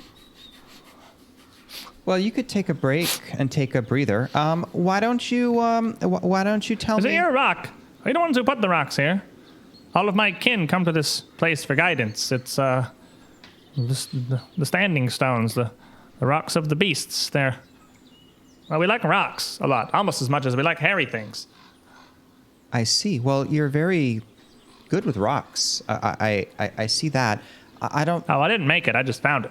Well, Yeah. I just took the top part off. That's the part that I thought she would like. We weren't the ones who made them, but we are kin to the ancestors who did. The ancestors carved the rocks, I believe. I think I'd very much meet to like your kin. You have big hairy mammoths, and you've got a great way with rocks. These are some good rocks. I'm glad you like them. We should introduce him to the elders. And he kind of uncurls a bit, sticking his legs out, which really just shifts his knees to the bottom of his beard, his feet just barely protruding beyond where the hair ends, and kind of rolls over on his face and slowly rights himself, which just barely changes his height from the tuft of hair that he was laying down. Wow. But standing upright, this weird little creature, Henry Henderson, It's the coolest thing that's ever happened to me. looks over towards the rock. Well, I can help you carry it, but Thanks. I don't know if I can bear it myself again. It's a very heavy rock. Oh, we're gonna do this. Fist bump. We got it. We got it. I'll wish you the best from a safe distance. And as he moves over with Henderson's assistance, you need no athletics check or anything, because despite what he says, the two of you move over to start trying to... What is your plan exactly? Help balance the rock. Yeah, get on the opposite He sides. did it. I don't know what he did, but I'm going to make sure if it starts to tip, I can maybe nudge it in the right direction before running away as it crashes. No, well, this is the Ark of Rockloom. This is one of the smaller stones on the outside. But even this broken top half of it is easily half a ton. Beyond anything that you would have any hope to move, much less lift, But as the two of you kind of brace yourselves, no matter how much weight you put into it, not moving at all, Henryson kind of walks over and bends down, sticks his hands on Zrup, and then turns around. And what is a comical display. The man is 3.5 feet tall, maybe. He just picks it up like it's a basket. Just him turning around makes this thing spin so fast that you're pretty sure it would knock you unconscious were you to be smacked with it as he turned. And really, the two of you feel like you contribute absolutely nothing to this weird little creature just tottering back down the hill, holding this enormous monolith over his head. Oh my So goodness. before he puts it down, I'm gonna stop him for 1 second. So hold on. Before you put it up there, can I try to pick you up? I'm holding it. Yeah. Varja, you're gonna die. No, dude, please don't do this. I'm curious. Brother, no. Curious. I don't know if this is... If it's going to stay up top. His feet are literally sinking into the earth as I watch. You watch him. You can see he is clearly bearing But the I can full see that weight of he's this. doing this, no problem. And he is sinking. If he goes to try to pick him up to try to get under this Varja, I rock, beg I'm you. literally gonna tackle him. I beg you, Varja, listen to the evidence of your eyes. I'm gonna tackle him. Can you? Fine. You I just can. hit me like I'm a wall. I can heave it up there. If you can keep it in place for a few moments, if you can find a way to support it with something, I can try to figure out how to keep it there more permanently. Tree around here. There are quite a few trees around here. That's the question. What would you do? Maybe we can balance it on one of the other stones? The stones have got a 5-6 foot gap between each of them, so they're not like up against each other. If we They'd could be too get far away enough, for that. if we could get enough tree together, maybe we could lean them together to make sort of like a nest that would hold the rock in place while he did his magic. I mean, that So I'm could work. thinking, find a decently thick tree, chop brace, put brace under rock. Okay. You could certainly attempt, if you want to make me a crafting check to try and kind of engineer some kind of wooden brace. And somebody can aid him with that if you want. I'm not going to aid with crafting, but what I think Hanwi could do I'll aid is you. she could aid with finding materials, like just finding fallen branches and things like that, things that can be bound together to strengthen them and things of that nature. Okay. So With a 7, I'm going to go on ahead and reckon there's probably just not a tree capable of that. there are a lot of trees. There's plenty of wood. With Hanu's help, you would find plenty of fairly sturdy supports. Nah, 7's your there's total. No trees just capable of that. Like That's trees so, just not so good enough. you would kind of set all of these up here, and Henry would just kind of turn sideways, and up on top of the base, where regardless of how well you have these all propped up, the weight of this stone slams into them, forcing you to attempt to hold them as you can, like yourself, before this rock tumbles forward and falling off of this pillar, possibly damaging it more severely. I'll try to help him. You put all your weight into this. You were going to try to help him out? Yeah. Make me an athletics check. Guidance? Thank you. Just for Aram aiding. This is off your craft check still. It's gonna be a 12 plus athletics is 6, so 18. With the 18 athletics, as he gets this up there and it starts to tip and crackle and slide against your best efforts, Henry just kind of like, oh no, and like totters around to the front and just grabs it as it starts to slide down. The two of you are fatigued from your efforts of you'd put everything in to try and stop this from crashing down. Do you have something a little better than that? Ozosh, maybe. Sticks. Sticks? More sticks? Ozosh, you got anything? Got another fishing. You got like magic? Give me just a moment. Well, let me It's a think. pretty heavy rock. Wood's not as good as rocks. It just breaks. Can I Wait. just get more sticks? What I do Just get have, more sticks. I do have a climbing kit. It does have some pulleys. If we can get the rope wrapped around it and we can create a sort of That's a really big I have rock, duct tape. and that's a really small rope. That rope's supposed to hold people. I don't think it's gonna hold a whole rock. Yeah, Do you have any more rope? Let's see. Maybe Because we could create a fulcrum. maybe Ozosh. if That's a we can word, do- right? That you balance stuff on? Oh, You I know okay? what we can do. We'll use the wood that we have, but we'll build a ramp so that Mr. Henry Henryson can go up the ramp and drop the. Oh no, the wood's still gonna have to bear the weight of the rock, though. Meanwhile, Verge is getting getting a bunch more supports. While they're thinking, make me another crafting check, my friend. Guidance.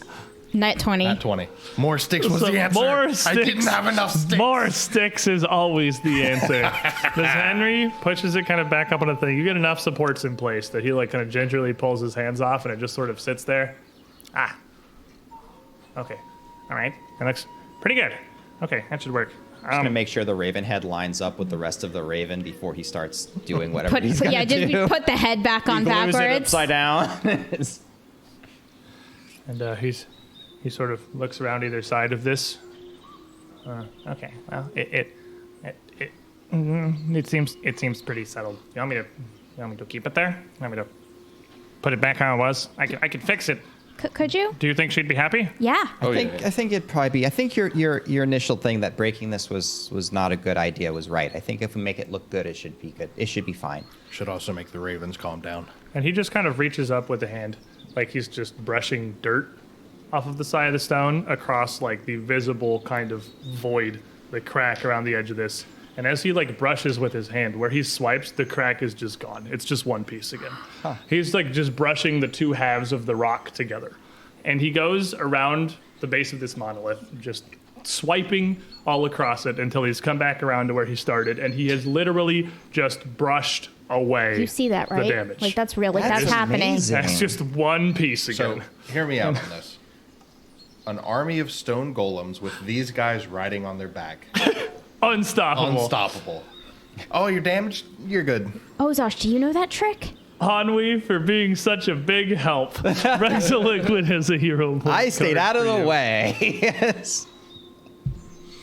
Rage and fury. That sounds like Hanwi. That's to me. Hanwei in a nutshell. The red veil descends. Trade you. Done. I even read it. What is this? Oh, that. Yeah, I'll take tuck and roll. That's So as he finishes up, he kind of looks at it. I think that's pretty sturdy. That should be decently good. that looks. And That's he kind of amazing. reaches up and flicks it, and the whole monolith goes Ah, Oh God. waving a little bit in the stone. Ah, stayed on. Okay, it's good. You fixed it. Oh, Sister Cinder, thank you. Is that how you? Is that how you took it off in the first place? You just flicked it? I just kind of picked up the top. I didn't want the bottom. I was joking when I said a Neanderthal came up and just... I was joking. And here we are. Oh, And you're like, you know what a Neanderthal is? Apparently not. Apparently not. No one knows what that is. Hanwi, here you go. Fellow druid. Total Boris Kudos got you. Thank you. Thank you. Last second sidestep. Oh man, this is great. So much stuff to keep me alive. Thank you. Henry. Thank you. Well, I suppose it was a problem that I made in the first place. Well, I why think don't I should be thanking the group of you for helping me get it back down here. And for, reminding me that there's still other things. do you want to come back and meet our mammoths. following? Absolutely, yes. I want to meet your mammoths. I love them. Oh, but before we do that, we have to bless the site. I think Bless the the what? site's been plenty blessed enough. We'll leave the blessing. Oh, it's to the already blessed. elders. That's why we come here in the first place. See? That's why I can't like it. Oh, The earth spirits have taken up a residence within these stones. They're more than just statues. Here, I can help. give me 1 second. Oh, ancestors and earth spirits, thank you for keeping this place safe and in good condition, except for this rock, which we then went and fixed. Okay, we're good to go. Earth spirits, please throw rocks at the ravens. So you talked about songs. You have a song? We have a song. You. Rock oh, is big. Rock is large. Good song. Ozosh has a song. It's one of our favorites. Rock is big, Rock is large. big. Rock is large. Rabbit is good. Rabbit is wise. Rock is big. Rabbits. Rock is large. Yeah. Rabbits are dumb. Not those. Do I not? Is rabbit the wrong word? Rabbits can be trickier than you think. I thought I spoke the man tongue. The little weird, useless, hairy things. They're not useless. Well, if you can catch them. How can something that small and that hairy be useful? It's not even hair. It's like. I mean, you're very hairy, and you're very useful. And you're kind of small. But this is hair. And you have ears. What rabbits have is hair. I'm very confused. Rabbits are hairs. No, rabbits are hairs. Rabbits aren't hairs. Rabbits have hairs. No. They have like the soft There's hairs. rabbits and then there's hares. They're two separate I animals. don't know the man word for it. It's the soft hair that's useless and doesn't do anything. Like down. Or fur? Down. No, like down. Down's the other up. But fur, maybe. This is But hurting my fur brain. is very useful. Stop. Anyway, I'd love. I see steam coming out of his ears. Even if your real? rabbits have broken tusks, I would love to come see them. Yeah, please come right this way. I do. I absolutely love big hairy things. And besides, I've been looking for something to do. If you're all the way out here, you don't have your mammoths. Do you travel? The mammoths are this way. Right this way. Yeah, they're over the hills, so you can't see them from here. And Henry having to totter pretty quickly to keep up with the pace of the rest of you. He does not, but he is kind of surprisingly quick on his weird little tiny feet. Would absolutely follow back with you to the Broken Tusk campsite. The journey of several miles back to your large encampment. And as you get closer, he's like, "Oh, this is the thing that makes the smoke. That's where the fires are from. Well, they are fires. Are they on purpose? Of course. What do you use the fire for?" Oh, you can cook things with them. You can make things with them. You can keep things warm. You can pray to Sister Cinder. It's a gift from this. It's a gift Because from you're the mostly gods. hairless. You need fire to keep you warm. That's what hair's good for. That the mammoths understand that. Could you borrow some of the mammoth's hair? See? You're good. You've You got borrow so some much of the mammoth's hair. hair. He points over at Verja and Aram and your like collars that you have. Why don't you just take some more of it? They have plenty to spare. They're very hairy. Oh, they're fine as Are your is. mammoths not so hairy? No, they're Oh, very quite hairy. Because we don't take hair if we don't need it. But honestly, the lords would get really mad if we started like de-hairing their mammoths. We treat. You don't take all of the hair. You just take some of it. They The have mammoths plenty. actually shed a great deal of hair all the time. They're constantly changing their coat out, especially now in the spring. It comes out in handfuls. The hair just comes out on its own. That's just a thing that happens. It's called Well, shedding. Are they cursed? it just You've cursed sheds. mammoths. No, Oh no. They I shed still their- want to meet them. There's piles of hair bigger than you. when it gets hot. There are no every piles of spring. hair bigger than me. That's ridiculous. Give it a week. Oh, we should introduce you to Emek. Emek the herder would actually have all sorts of interesting different varieties of hairiness that you could talk to you about with all the animals. She takes care of all of them for us. You ever as make you- friends with the taper? Come back into the. Takes 4 hours. As you come, They're not very trusting animals. as you come back into the edge of the camp here, with this weird little being following after you, you get a lot of weird looks from some of the rest of the following. Some just curious, some degree of impressed. He's clearly following you willingly. You would be approached by Wotan, the husband of Harik, the second of the kind of leader figures of the Otter House, who would sort of quickly, as we come around from the backside of the campsite up towards the group of you. You've befriended a Korid? Honored Wotan. And he would immediately, bow is a wrong word for bend forward, basically just slapping his face into the ground in front of them, and right back up. Her name's Henry Henryson. Manfolk have 2 names. I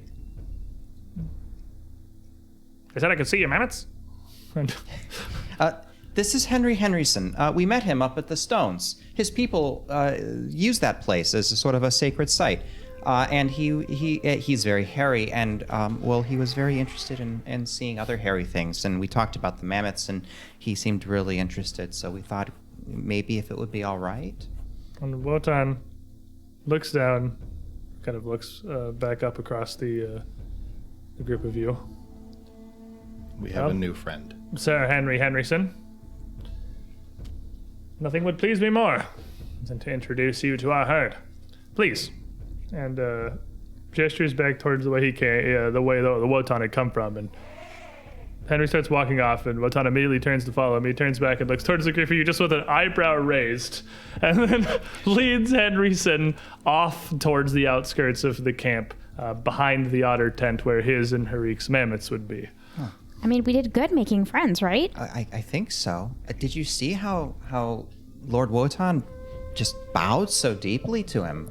That was Henry that bowed. Henry slapped his face in the ground. Oh, Sorry. okay. That's way more comical if Wotan I does it. literally but, like, imagined I imagine Wotan. giant sippy bird elf just hinging at the hips, Yeah. just boom. that was Henderson. No, at the ankles, just right back up. Does the flop just immediately. And well, the group of you seem to be left to the edge of the camp here. What did he call him? A core? Corvid? No, that doesn't sound right. Well, Corvid? I guess it's unlikely we'll run into him again, another one of his kind, so we can just call him Henry, I We suppose. can ask him later. Furball. He was very hairy. But goodness gracious, if he thought that he's going to be the biggest hairy thing that he can find, he is entirely wrong. Those mammoths are... Well, I'm sure he'll be very happy. He might start worshiping them as some kind of hair god. Who knows? You know, it's been a long time since somebody mentioned Lady Raven. I actually almost forgot that story from when I was a child. Do you know who he was talking about? From his description, I couldn't... There's something nagging at the back of my memory. And I guess coming of age and all, it's been making me think more and more about the stories my mother used to tell me. And Are you thinking... something's nagging at me. Or are you thinking of the legend of Sister Cinder? When she went and brought fire down from the sky, she took the form of a raven for the flight. Yeah, but there was another story too, but now I can't remember it. What Maybe in the gods happened to you guys? Birds. He just went up to Rockloom. Birds. Oh, hello, Barthen. Birds and hair. In fact, Barthen does come What's up, over, Barthen? approach, smirk on his face, looking over here and Spargy. You look like you lost a fight with the arse end of a porcupine. He won not a far fight off. with the arse end of a porcupine. Yeah. Didn't lose. That's the key there is it wasn't a loss. The birds are dead. I caught a murder of ravens with a net. Looks like the same thing happened to you, Aram. Well, of course. You guys could barely survive even walking to the same ritual site we use every year. The ravens were very upset. Oh, We calmed them down, though. ravens are real threatening animals. That's a big hunt. We told them about your face. That's a good thing Amka didn't come with you. She probably went up and died. Probably. He's got a point there. I'll give him that one. Look. Apparently we have to go get water from the Gornok tomorrow. I talked to my grandfather. We're not bringing Amka. I don't want to wait half a day for her to muster up the strength to pick up a single basket of river water. Besides, between me and you, gesturing at Verja and Ozash, we can figure it out, I'm sure. I can carry two at least. Do you need to come? What are you gonna do? I think I can. I can pull my weight. You can help. You always help. What's your weight? A rabbit? You A make, hair. You make a good point, but I'll do well. The blessings of the moon shall assist. Well, you'll certainly be there. All right, don't keep me waiting. I want to head out at sun up. Get this over as soon as possible. Okay. Maybe somebody. He started like dismissively is already walking away from you. Just a brief wave as he heads back over. I want to go see the towards the healer. Falcon tent. Makes me feel uncomfortable. I don't like him. Go to very the healer. much. What happened? Birds. Look, Birds. I don't many want to talk about birds. it. you don't have to worry about it. I won't let him hurt This you. round trip, though your time at Rockloom may have been relatively brief, the several mile journey would bring you at the early afternoon around when you're back returning to your camp. There would certainly be plenty of time left in the day for Nocta or anyone else to tend to your wounds, to patch you up, to... Your damage is superficial at the very least. It's unpleasant, and it's painful, but it's minor in the grand scheme of things. And there would still be plenty of time left before the evening's meal and the group of you retiring back to the outer house tent to rest and mentally fortify yourselves for an adventure with Barthen tomorrow, which everyone is going to thoroughly enjoy, I'm sure.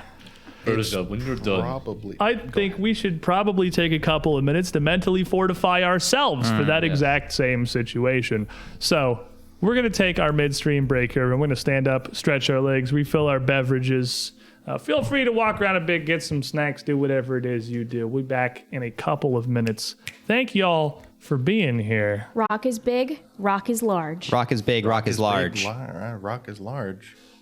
Harry. Don't go too far. BRB. Welcome back, everybody. Let's just go directly into things before we get horribly sidetracked. As you awaken the next morning, Verja, you would feel an odd warmth, which is not uncommon in the communal tent if somebody just like lays down next to you, or Oh, I you thought end someone up, peed on him. there's someone pees on your face while you're sleeping. Does it feel? Establishing Does it dominance. feel itchy? It is the warmth of another figure very close to you, and you do feel a little bit of a weird kind of tickling across your cheek and your Yeah. shoulder. And you would open your eyes to see Henry just sort of squatted, just looking at you.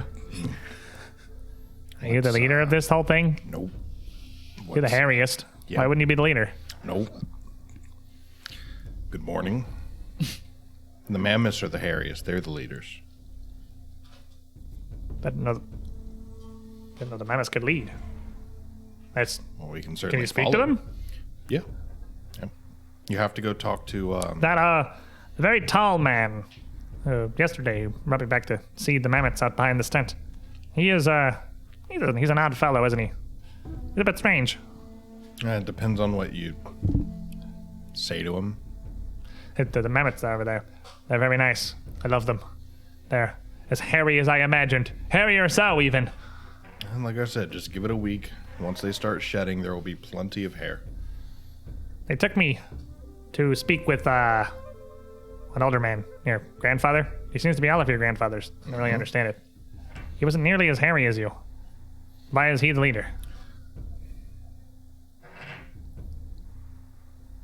I don't. And how do you know it's a good morning yet if you haven't gotten up? It's because he's the oldest, of course.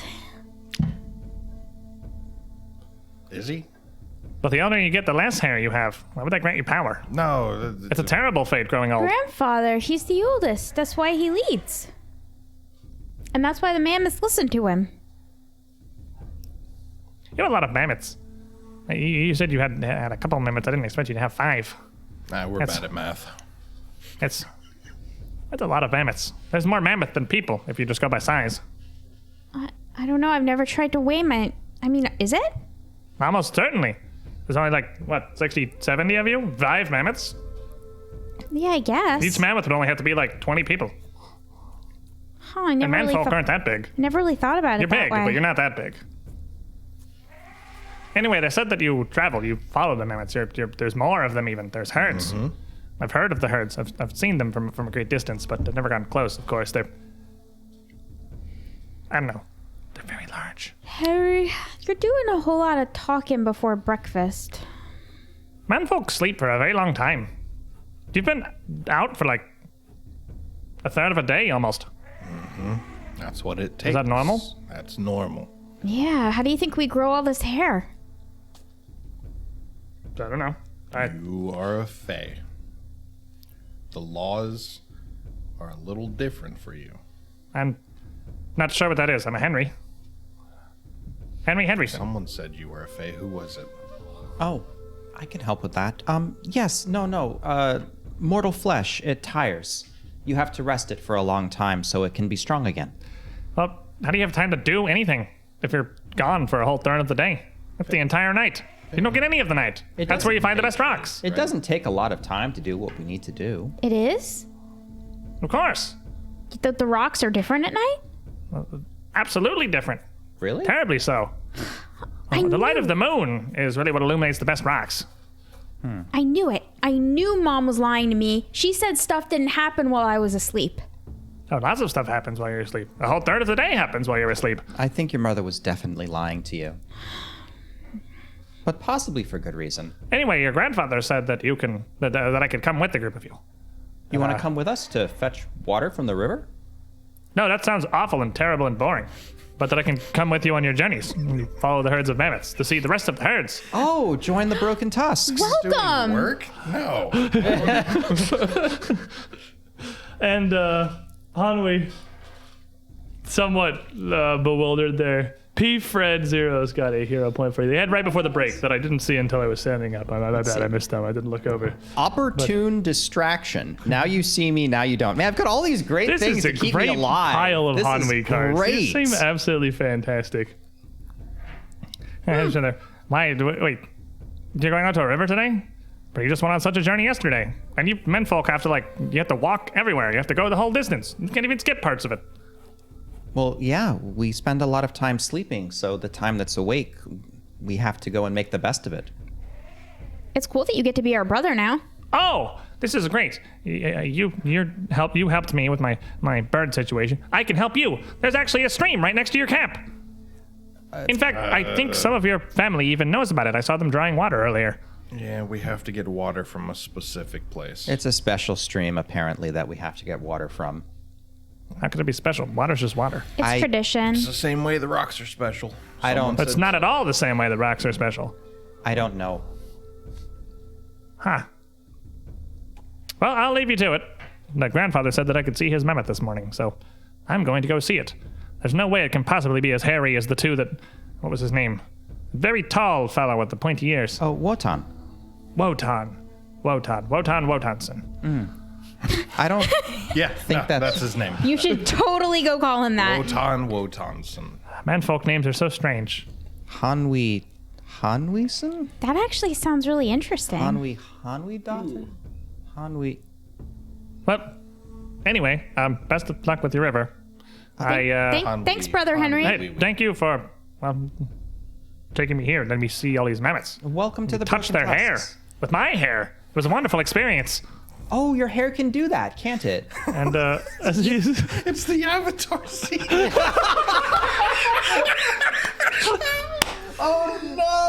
Stop putting images in my head. Get out. as he leaves forever, never to feature in this campaign again. I'm just gonna take myself out of my misery now. Oh, that's the worst am I allowed comment. to That's the talk? worst comment you've ever made on the show. Terrible. It's terrible. I hated everything about that. But I'm so itchy now. I need Benadryl. I'm worse.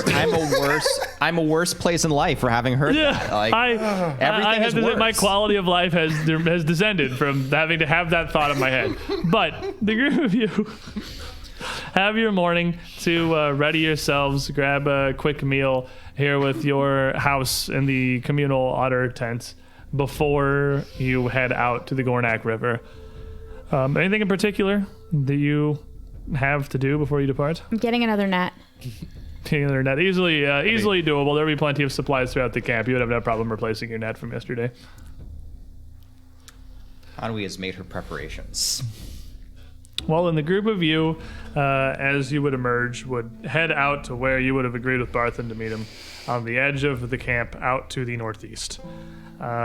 He would say nothing, looking at the group of you and just point down to a heap of baskets just sort of unceremoniously dumped in a tumble on the ground next to him. There is a pile of 4 of them. Each of them a large cylinder of woven wicker, about the size of your torso, more or less. A pretty large container. He'd have 2 of them slung over his shoulder, and he'd point and without a word roll his eyes and turn and already be on his way. It's gonna be a lovely walk, and Hanwi will just kind of pick one up and just kind of put it onto her shoulder. Hey, do you think you could convince some birds to poop on his head? Maybe. Well, I'll have to think about it. You can carry them for now, but once we've got the water, they're going to be a bit heavier. I can do my part. Yeah, don't worry, Hanwi. We'll make sure. Each of these baskets, even unburdened, is going to be 1 bulk. So if anyone is like really pushing the limit of their bulk requirements here, it's Hanwi normally carries like a bundle of like things like a wicker shield and things like that. She is leaving those back. Just like not carrying. She's 1 traveling bulk is my limit. Thank you. super light today. She's traveling super light. I'm leaving behind climbing kit and fishing tackle so that I can carry 2 of these if I have to. Yeah, I'm leaving behind my They're climbing pretty heavy kit. when they're full. But I'm leaving behind my climbing kit and my pup tent. I don't need either of those for this. Barthen doesn't really seem like he's got much on him. He has a single You're gonna satchel, more smug just at it, kind too. of a sack hanging at his waist. Yeah. Even her leathers, like the protective leathers that she wears, like she's just wearing a light dress today. She's Barthen's not- got his basically leather hide armor on, and he's got the spear slung across his back, but he doesn't seem to be carrying anything I'm else. gonna leave behind a couple things myself as well, because just a little too much stuff in my bag. But the Gornok River is a decent walk, a little bit further than Rockloom is. It's going to be about an hour journey overland to make it all the way out to the nearest bend of the river where you can fill these baskets. As you're traveling, Barthen, having got a little bit of a head start, clearly not terribly interested in conversation or engaging, and very obviously looking to just get this over with as soon as physically possible. If none of you made an effort to catch up with him, which I'm sure nobody did, Nope. he Keep would him in not. eyesight, so if he falls off a cliff, we know where he went. Yeah, I mean, he's about like 20 yards ahead of you, so he's just like beyond conversational distance. The group of you would arrive without any real difficulty at the river. The river is a relatively mighty one. The source that feeds most of these streams that kind of weave throughout the Gornok Plains, named for the river itself, such as the one by Rockloom and the one that winds down by the encampment that you've all set up in. It's at this nearest bend, probably 45, 50 feet across, and even this early in spring, as the snow upstream and the ice is really just starting to melt, you know this river will get even mightier as the season progresses. But even now, it is already rolling with... at this point, it's not like it's rapids or anything, but it is a visible, pretty, fairly hefty current. You know this river is probably about waist deep where it is. Everybody make me a perception check as you arrive. And Ozash, zeros make me sad, Jaded Tempest says, and passes you a hero point card. Oh, zoop, zoop. Well, thank you. Oh, interesting. Magical reverberation. Such power comes at a mighty cost.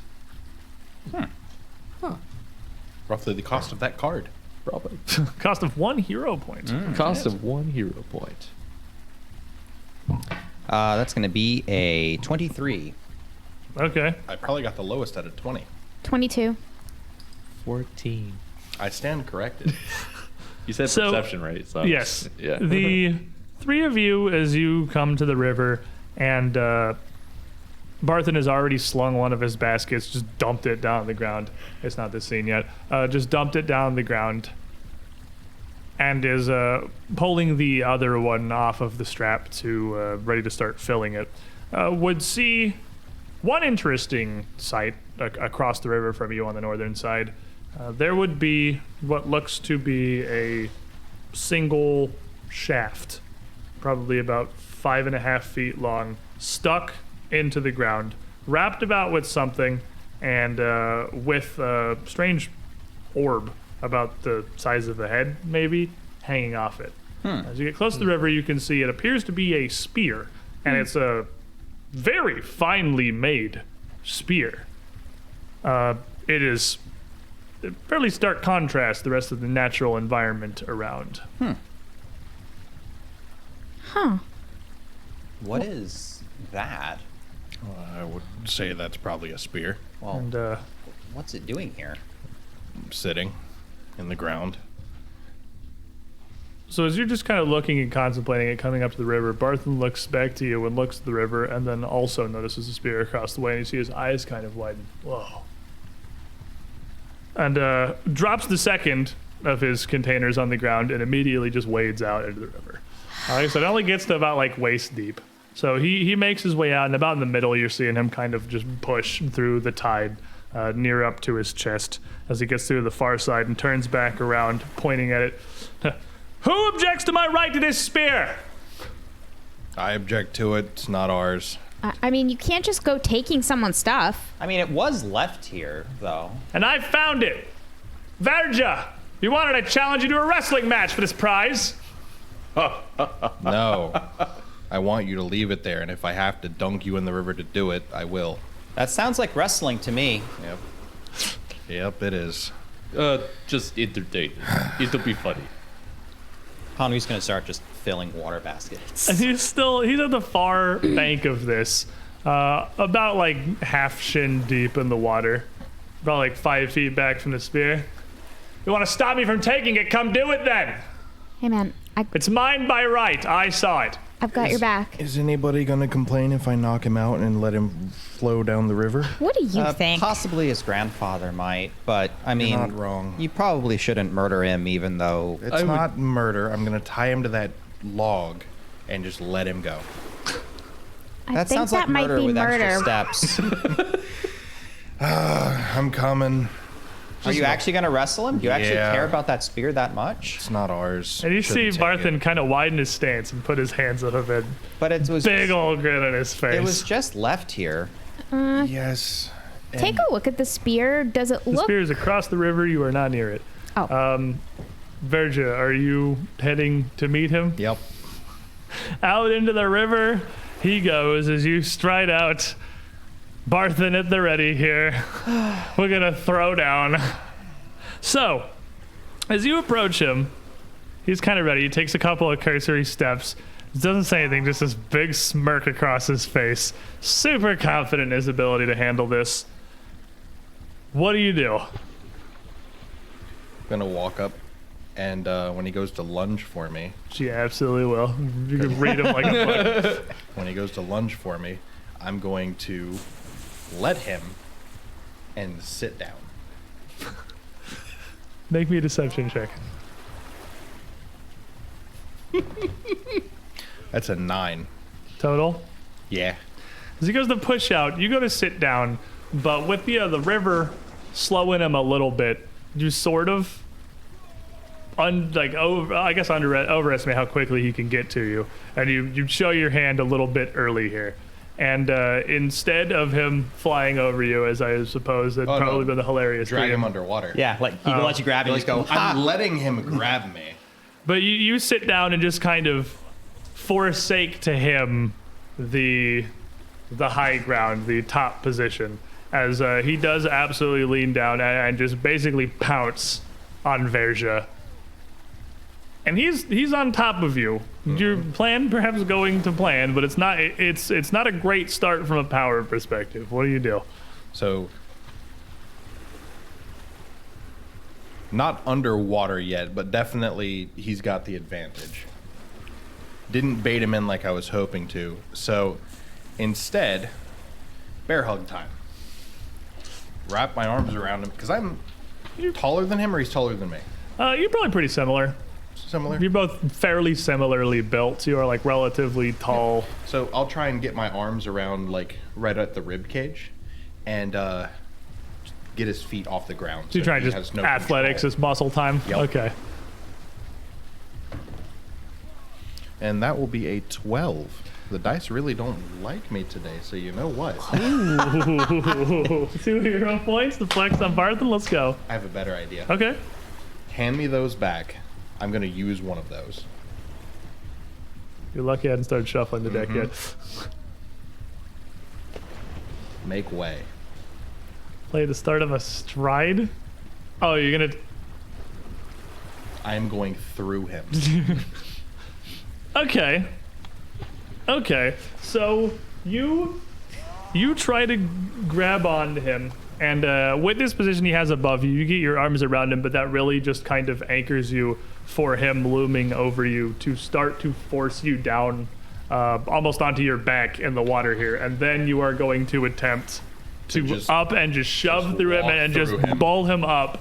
Make me an athletics check.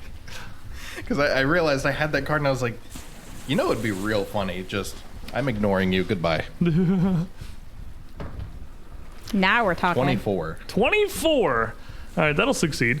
So you're able to push yourself up. Walk through him. Like, And he doesn't goodbye. expect. Yeah, it's not like you're pushing at him. You're pushing past him. He doesn't really expect it, and you had a main hold on him, and he was kind of just leveraging that. I'm just like, ah. So you start to you push up from the riverbed back up to your feet and past him a bit. And in this moment of kind of surprise, you don't get like No, I'm getting behind him. Yeah, you I'm don't not get a bunch trying of to distance. Go, like, past. Yeah, it spins him a bit with you, at which point he starts to push back, pulling his weight down, almost trying to force you back down to where you were. Yeah. What do you do?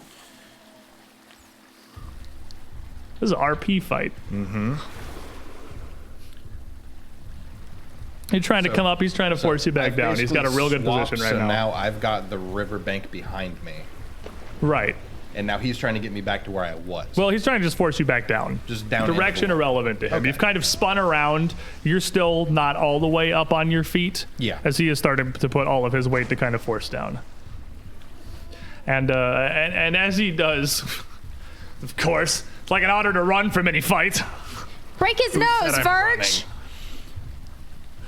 I was real tempted to headbutt him. Not going to.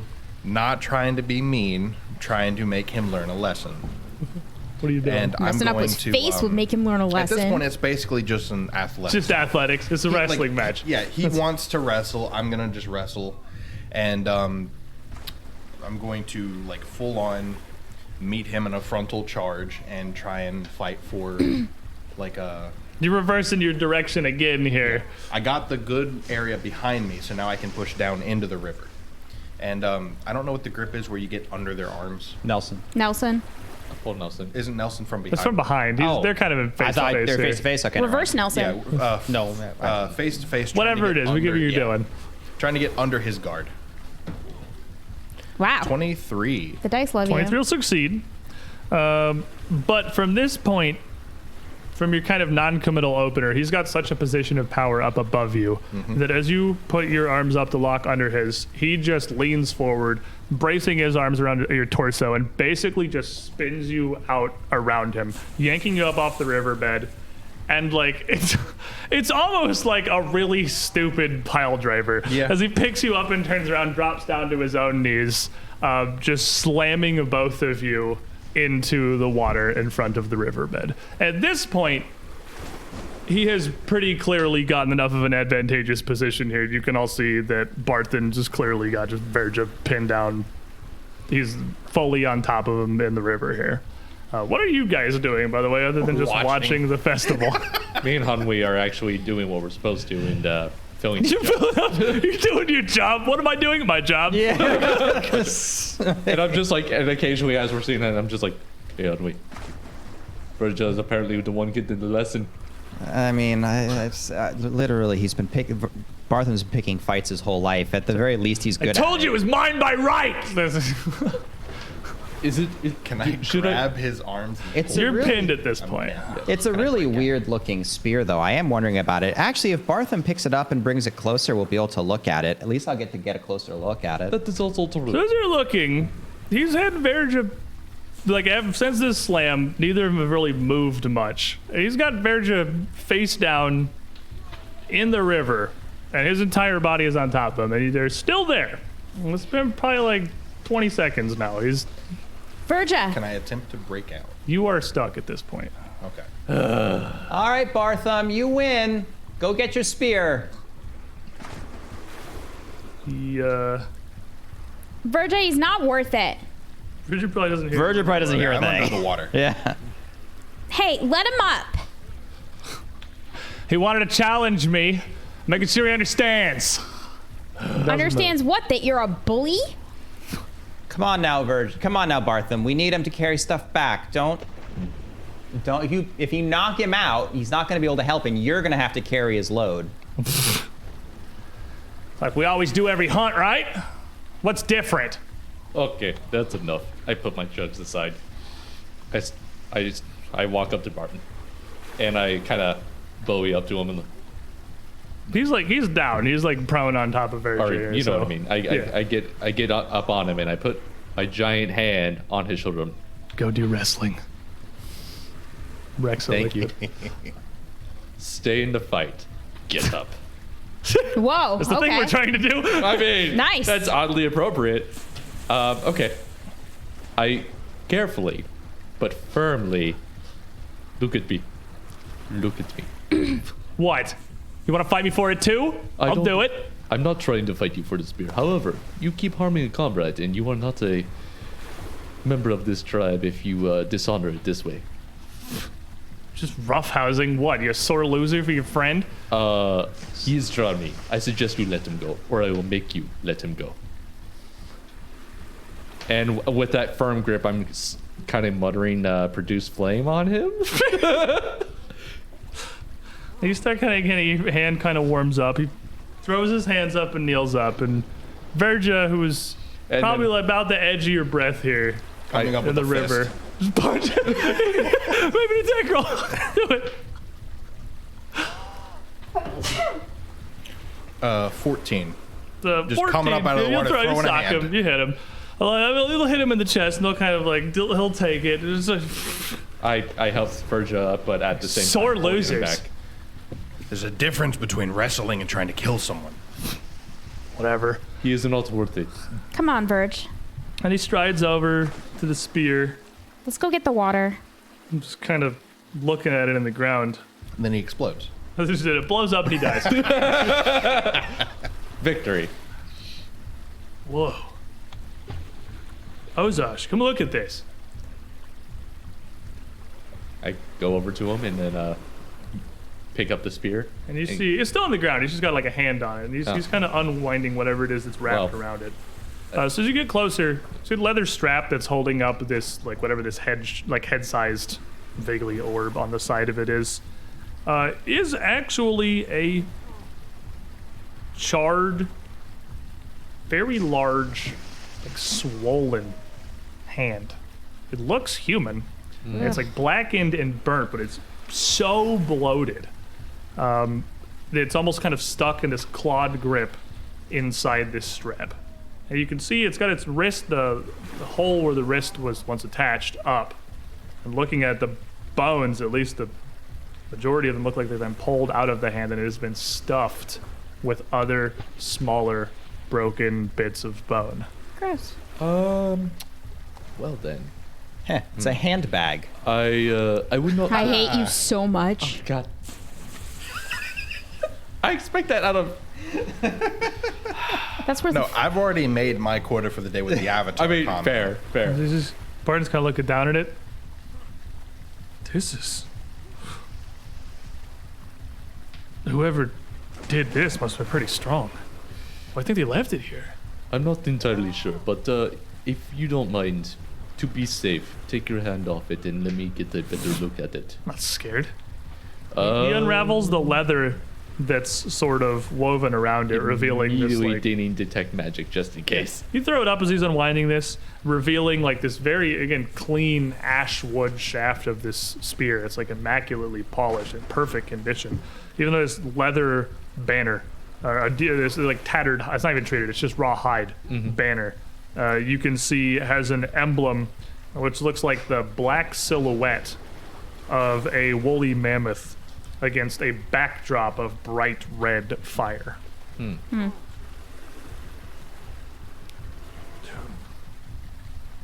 don't recognize this. Zosh, is it magical? And you detect magic with absolutely pink magic. Oh yeah, it is flooding with magic. Well, it's mine now. He hoists it up out of the ground and kind of holds it up. The severed hand still hanging from the side of it. A couple little broken pieces of bone tumble out That's of it. kind of gross. Would I be able to do our knowledge? You would need 10 minutes to look at Oh, I it, need and he 10 would minutes, have to okay. give it to you, which doesn't seem extremely likely. Very well. I mean, just help me fill the baskets. Well, yeah. This is worth my time a lot more than I thought. Well, This is just a waste of a day. This spear is awesome. well, now that you are satisfied with your new spear, I suggest you be careful and help us finish filling the baskets. Yeah. Oh, whatever. Let's get this over with. I want to get this thing home. And the tip of this is like a bright, shining steel that looks like it has been pretty immaculately worked. It's a metal tip, which is fairly rare in these areas. It's not, you don't have a whole lot of access to metal in forges. Yeah. Most of your things are like bone and wood and stone. But he takes it, wading back through the river. Just kind of smirks down at Verja as he goes, making his way back over, sticking it in the far bank, and then starting to fill up his little baskets. See if anything good comes from that. It's gonna be a good hunt. Looking at this, now that it's on the side of the river with Hanwi, and she's been filling baskets, so Right. she has some free time. She'll actually just kind of look at it. She's not going to touch it, just kind of keep her hands behind her back and just kind of look it over, a little suspiciously. First off, the steel is really unusual. The carvings on the steel, she'll look at that. She'll look at the banner itself. Has she seen anything like this before? Not a banner that you would recognize either. Lore broken tusks. Have I ever seen or heard of anything like this? It's maybe a roll.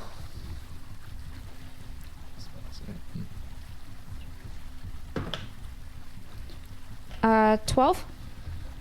The banner, definitely not. The little fetish, it looks like they've pulled out the wrist bones and the main bones of the hand. They've left the fingers, but filled it with what look like small, shattered bits of vertebra and teeth.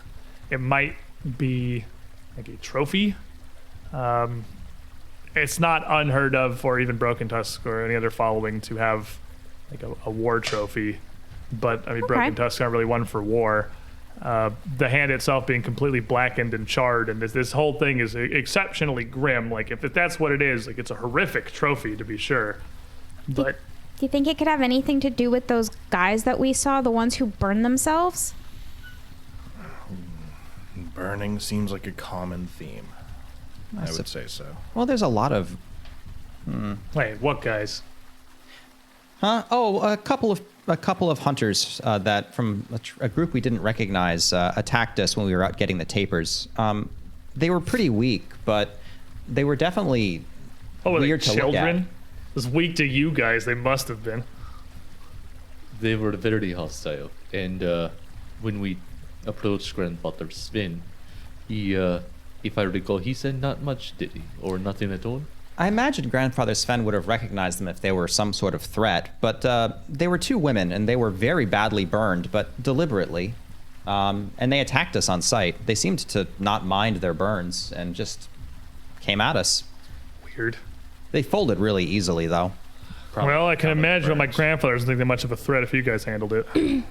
Yeah, we are pretty new. That's probably valid.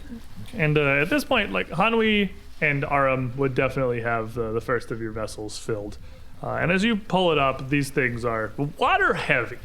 They are exceptionally heavy. I would say each of these vessels is now like 6 bulk easily when they're completely filled.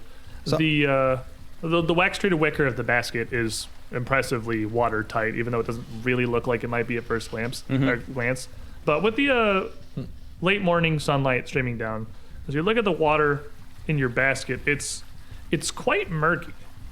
It doesn't look super murky in the flowing water of the river, but once it has become still, you pull it up in this basket, you can see that there are already like little clumps of like a grayish dust forming on its surface, and the whole of the water is grim.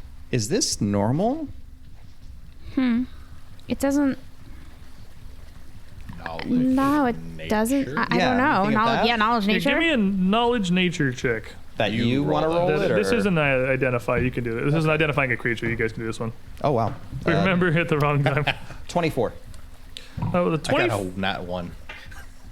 With a 24, it looks like it's bits of charcoal ash, which is certainly not unheard of. I mean, fires happen up here as much as they do anywhere else. But you haven't seen any signs. There's no smoke on the horizon. There's no indication of a fire that would be large enough and near enough to pollute a river as large as the Gornok so thoroughly. So you don't know where it could have come from, but you're fairly confident of the 24 that's what it is. Charcoal ash. A large fire from upstream. Is there anything upstream of here that I can think of that would have enough wood? Actually, I might be able to help with that. Burned people, maybe? Well, you're welcome to Be a lot of people. to waste an an afternoon looking. They said get water, I got water. I don't care why it looks like it is. It's water from the river. Well, maybe those people, they seem to hate us. Could they want to pollute our river? It's not polluting though. It's just charcoal ash. It's just dirt. It doesn't pollute the water. It's not poisonous. It is just dirt in the water. Probably something was burned. Well, Maybe a large number of trees. I was thinking more along the lines of spiritually pollute it. The river's supposed to be clear. It's always been clear. It's just charcoal ash. It should be fine. It's probably just a fire or something. It'd have to be one big fire. You'd think we would have noticed it though, raging in the distance, or smelled it on the wind. Why do you care? We're just here to get water. Why waste more time on it? He's right. I mean, We were told to get the water. We have the water. At this point, you've got all your vessels filled, and Barthen grabs up the 2 that he has, taking one over each shoulder, clearly with some effort. That's pretty heavy. I got mine. I'm heading back to camp. let's bring If the you want water. to look into it, do whatever. Let's bring the water back, and then maybe we can come back and take a look once the water's back at camp. It'll practically be the end of the day by the time we do that. I don't want to come back out at nighttime. Well, It's not safe. But we could do it tomorrow. Barthen grabs up his spear. Tomorrow? Oh, he broke it. What, the night of the green moon? See? Then We can go look now if you want to. I Maybe just spend a little bit of time. Hey, The baskets Barthen's aren't leaving. going anywhere. okay. Barthen's got his spear, he's got his baskets, he's leaving. Well, Hanwi, if you want to take a look, Wait, stop, come back. I've got your back. What do you all think? Do you want to just take a quick look? Well, If we can get to the top of that hill, I think, over there, we should be able to see enough. And if we still can't see anything, then it would take more than a day to look at it. it is oddly suspicious. I would definitely like to investigate myself. We taking the water with us or leaving it here? I'll leave I don't it here. think It'll it's be fine. going anywhere. It's definitely heavy enough that you can set in the riverbanks and it shouldn't really go anywhere. I mean, worst comes to worst, we fill them up with more water. The water is kind of a self-renewing resource. So the group, you heading upriver? Yep. Yeah. All right. Well, as you start to trek up to see what you can find, exploration. What are you guys doing? Seeking for the source of the coal. Fair eyes. Also Tracking. seeking, but also tracking. Is tracking a So you- subset of No, it's a seeking, or is it separate is a separate activity. action? I am going to be keeping an eye out specifically for tracks of something, because if there's somebody Okay. who's doing this, That's seeking for now. Okay. Until you found something. that's what I was asking. Okay. I'm actually going to do something a little different because I didn't realize that this was on my character sheet until recently. I'm going to gather information, lore, genealogy. What? That's landscape, right? No, genealogy is your Geography. family. Is your Genealogy is Genealogy is like family trees. Wow. Geography, I think, is what you were thinking of. It It was it was a good thought. I don't blame you. It was a good thought. See, JT is the one with the negative intellect, while Ozaj has a real brain up there. No, that's fair. That's fair. It's not a word that shows up terribly common I in was just daily like, usage. is this what I think it is? I don't remember, but okay. Okay, so in that case, that changes what exactly I'm going to do. I guess I'll just, while they're seeking, I'm just going to, I guess I'll scout when in doubt. Okay. When in Shield- doubt, shield it. scout it out. Shield and axe ready. Might as well. He's got his weapons out. No, Zash isn't playing. It's okay. No, Holly? we could run into a coal elemental. You never know. I'm an expert in nameology. I mean, Hanmi's out here with no armor, no shield, and no weapons. She's out here in a frickin' summer dress. I'm not looking for a fight. But Hanmi's just going to be recalling knowledge. With the two of them looking for details, I think Hanmi Okay. should be pretty safe to keep to the cerebral aspect of it. As you travel upriver, it's kind of difficult to see in the river itself because the flowing water keeps the ash moving and scattered, and it's not really apparent in the riverbed. But maybe 15, 20 minutes of walking, you've gotten past this mighty bend of the river, and the river does still a bit and is visibly a little grayish in the water. There comes a point where a large overgrown thicket on this side of the bank, where the river narrows a bit, causes you to ford across the northern side to continue tracking it up that way. And it's maybe 30 minutes upriver. You're starting to wonder. I mean, if you're going to look for the source of ash diluting the entire Gornok River, it's very possible you might be traveling for an hour or two. But after 30 minutes or so, Like we still need. We want to make sure we get. Yeah, back home I know before you're not sundown. going to be like you're not here for dinner. Yeah. You're not going to follow us for 6 hours. We're not giving up a meal. After 30 minutes or so, there is a shallower, gentler, wider portion of the river here, where you are still traveling across from this thicket, which is sort of spread a bit as the river kind of bulbs out into a like still muddy morass on the far side with a single dead tree rising up out, tilted a decent degree, its roots pulling free from the bed of the river itself. And the water has segmented a little bit around a small stony island in the center. And as you're just kind of looking at this, you hear a voice address you from vaguely that way. Why have you come? And as you look down around, you don't see any immediate source of this. You see the ashen water right on the bank between you and the stony river, kind of splashing to and fro, pulling itself a little bit against the current, almost as if the water itself was a moving mouth. And certainly the voice seems to emanate out from the river. Are you here to help me? I'm so polluted. I feel so weak. Oh boy. We are here to help. What happened? Are you recalling knowledge, homie? Oh yeah. Maybe a nature check. You sure?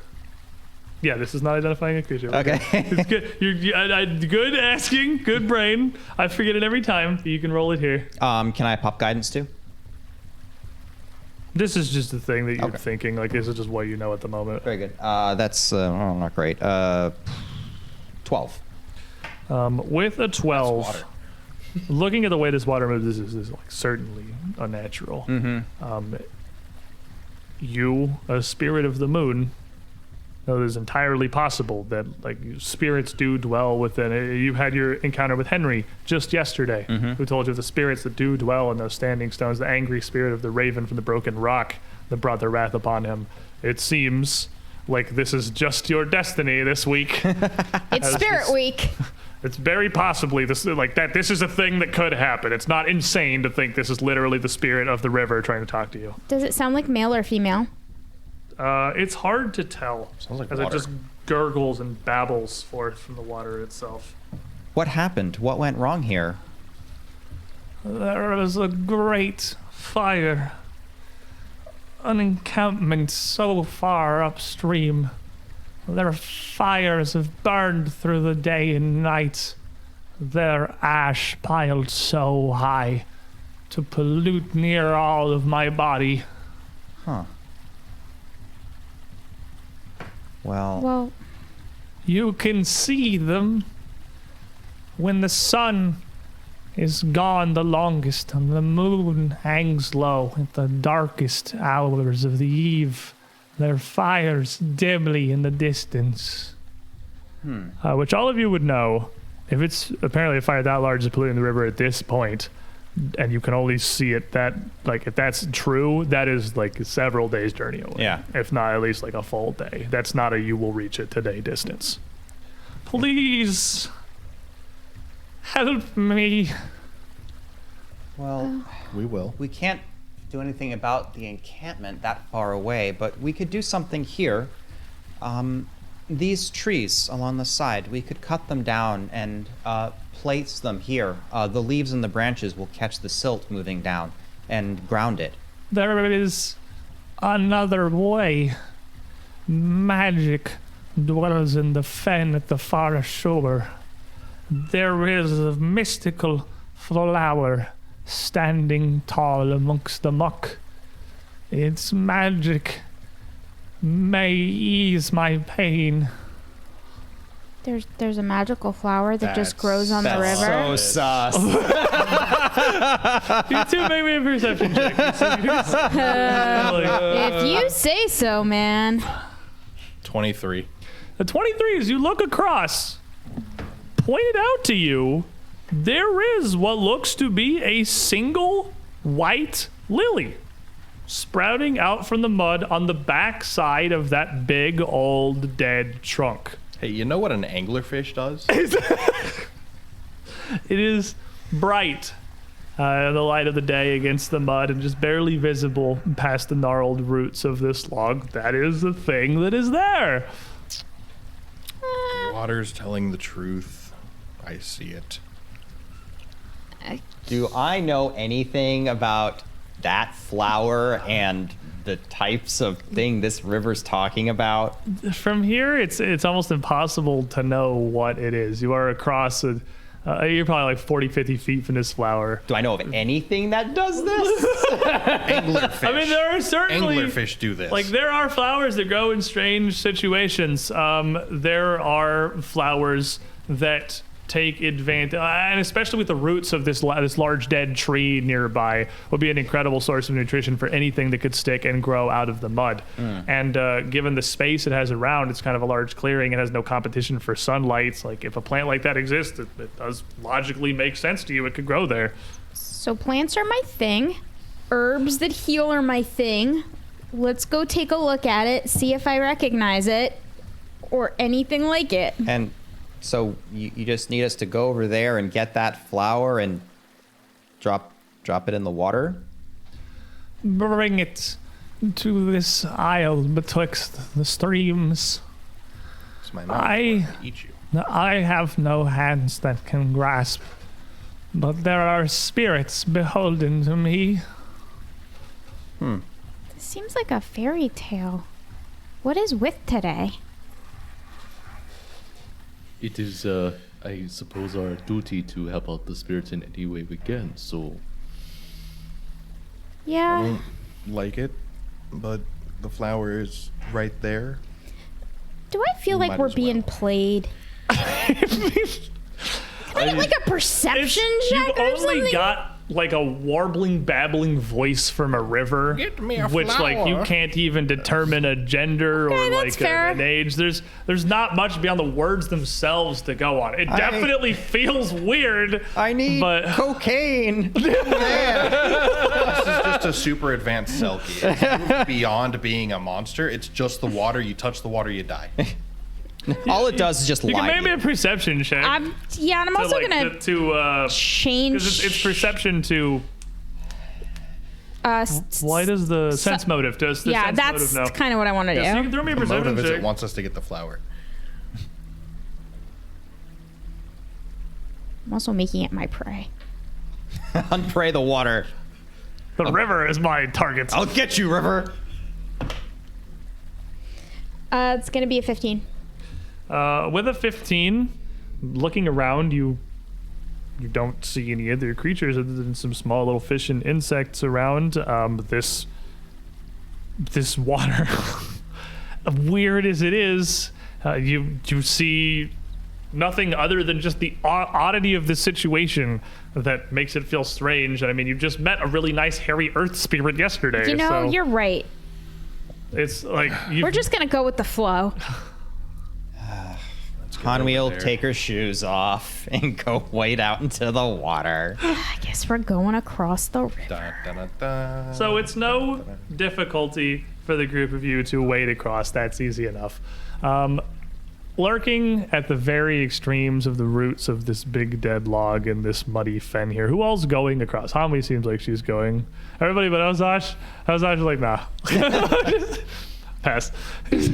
I'm very, very, very, very suspicious of this. I'm going to stay where I am and keep And observation. the rest of us were never heard from again. You see the Ozash, if group, we get in trouble, you better rescue us or you're carrying all that water you see back the yourself. group wade out into the water, one after the other here. You would not be the first. It's a bit shallower. It only maybe comes up even on Hanwi to just below her hips. It's difficult terrain, but nothing worse. Hitch the You dress see up. the group of them stride across the water.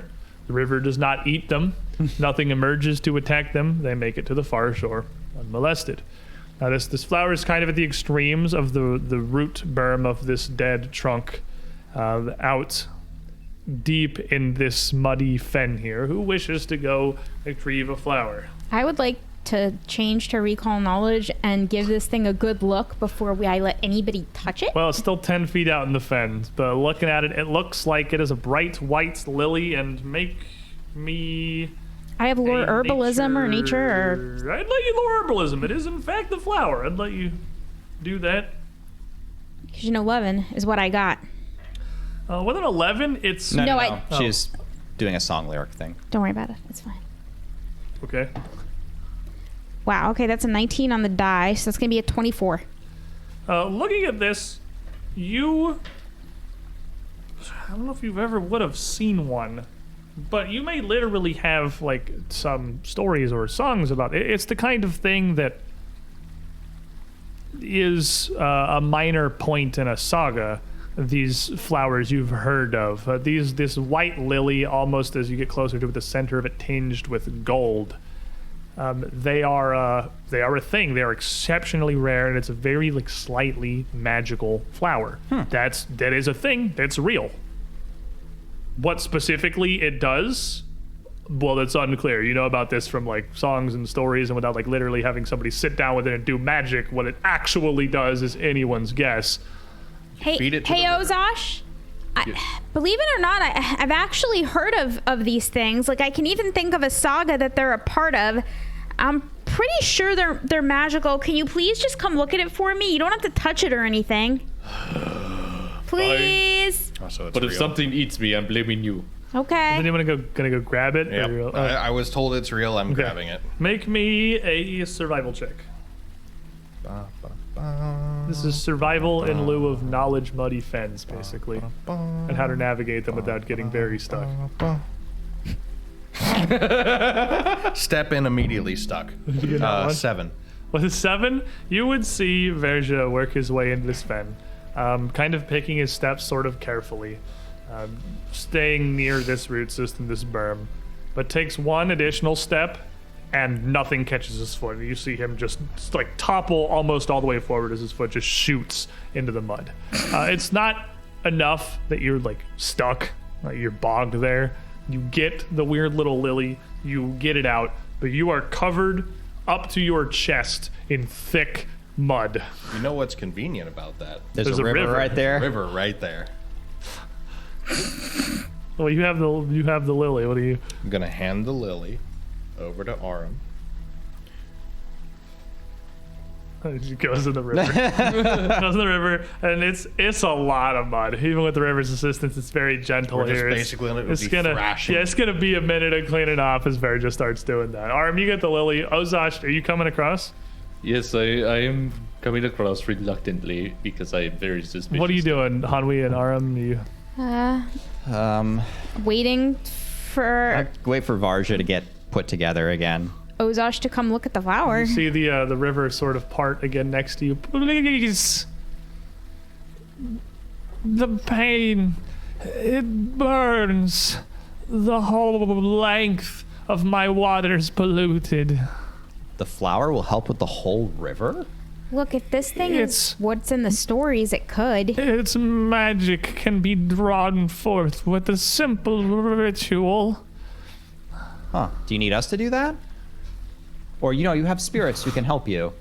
And at that, you would see further towards the island a small little figure rise up from the water. Yeah, all right. It has like a kind of humanoid face on like a bat-like skull and two little arms with thin membranous wings draped underneath them, seemingly just rising out from the river. The whole figure is like this thing, well, as it rises up, seems to no longer be standing on the ground. You can see down to its torso. There's no way its legs are long enough to reach the floor. Maybe the island is shallower waters nearby than you think. It's maybe like 2.5 feet tall. Make me a knowledge nature thinker. You're thinking, you switch to thinking too. Yep. You can also make me knowledge nature. You sure? Am I cleaning? This is identify a thing. Yeah, okay, this is a thing. Oh, Let yeah. me do it. What's your modifier? Modifier is a +7. Okay, what's your modifier? +5. Can I also Both. participate? Do you want? If You are you're cleaning. cleaning, Yeah. cleaning's your focus. Both of you would know this is a common enough little element. It is an elemental spirit. This is a water mephit. Water mephits are probably the simplest. They are they look like little bat demons almost, but they're not demons at all. They are just like the simplest form of elemental. They are a vaguely humanoid being from the plane of water. And as it ascends up, its little wings spread in the most grandiose display it can muster. The thing tilts its head back, and a shrill voice emanates from within. I am Aeliana Sentis, the Empress of the Reeds, she who holds the wriggling dawn. I will aid you in this ritual. Yeah, all right. I'm just gonna look back down at the river. Do I even know that this thing is here at the moment? Well, it's clearly visible and speaking. It's over like right in front of the small little island in the front. Am I aware? Or am I still like underwater You're not. thrashing this- around? You could probably see it here. Okay. Yeah. But as you're still cleaning yourself off, and Aeliana is just standing there, her wings spread, the river starts to speak once again. This is one of my servants, a being of purest water, from the plane itself. Okay, it's a Empress water thing. All right, what do we got to do? Bring to her the lily. Okay.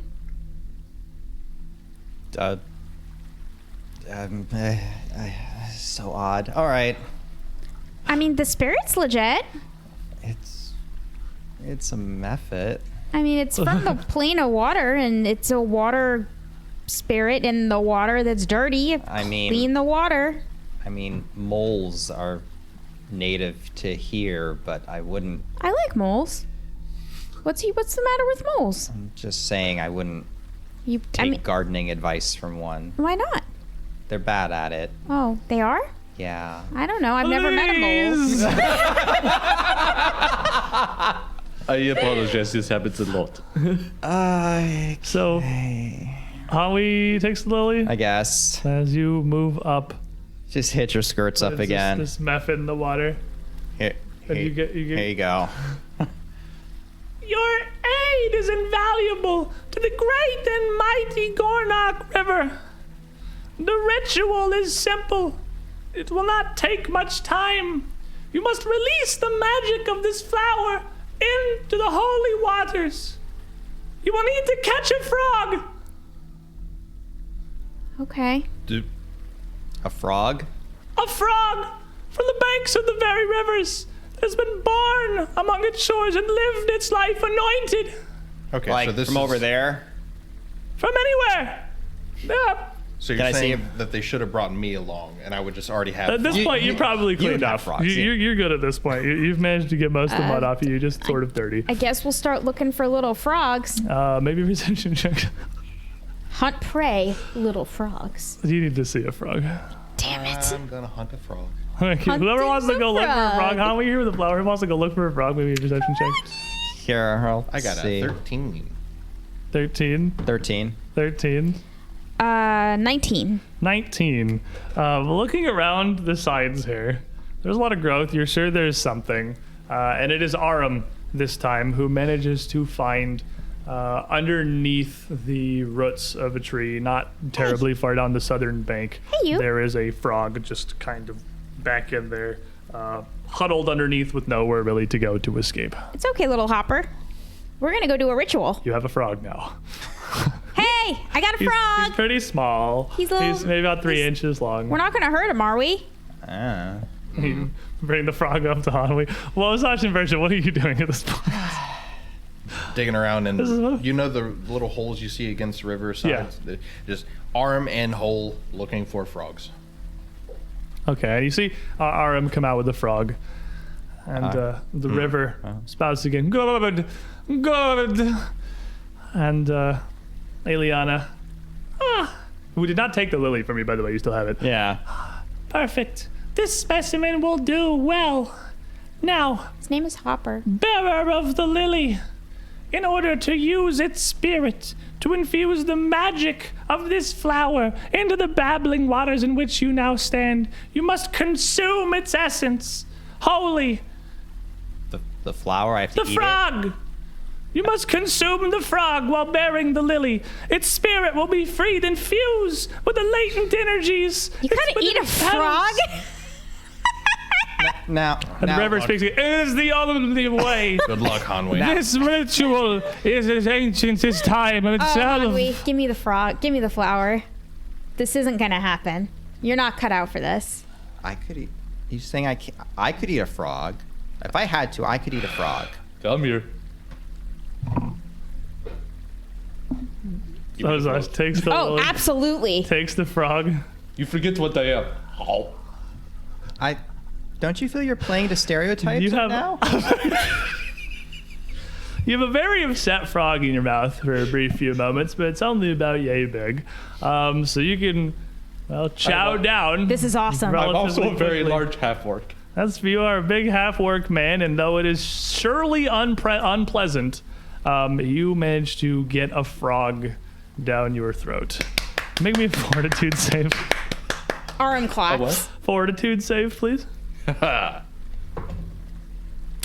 19. You're fine. I'm so glad I did not eat that Weird frog. situation, but like regardless of what's going on, not even remotely the slightest bit sickened by After this.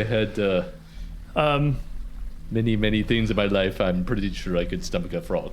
And you see the waters around Ozesh start to kind of churn and roll a little bit, gaining more energy as they seem to flow past around his feet.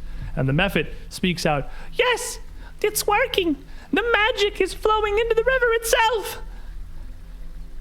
What do I do now? At this point, Virgin would have found Don't a move. frog. You would have your own frog. You'd come back. Hey, you should eat it too. Come back to this No. situation here. You've got a frog. It's existing. There is but one more step, please. Oh, good.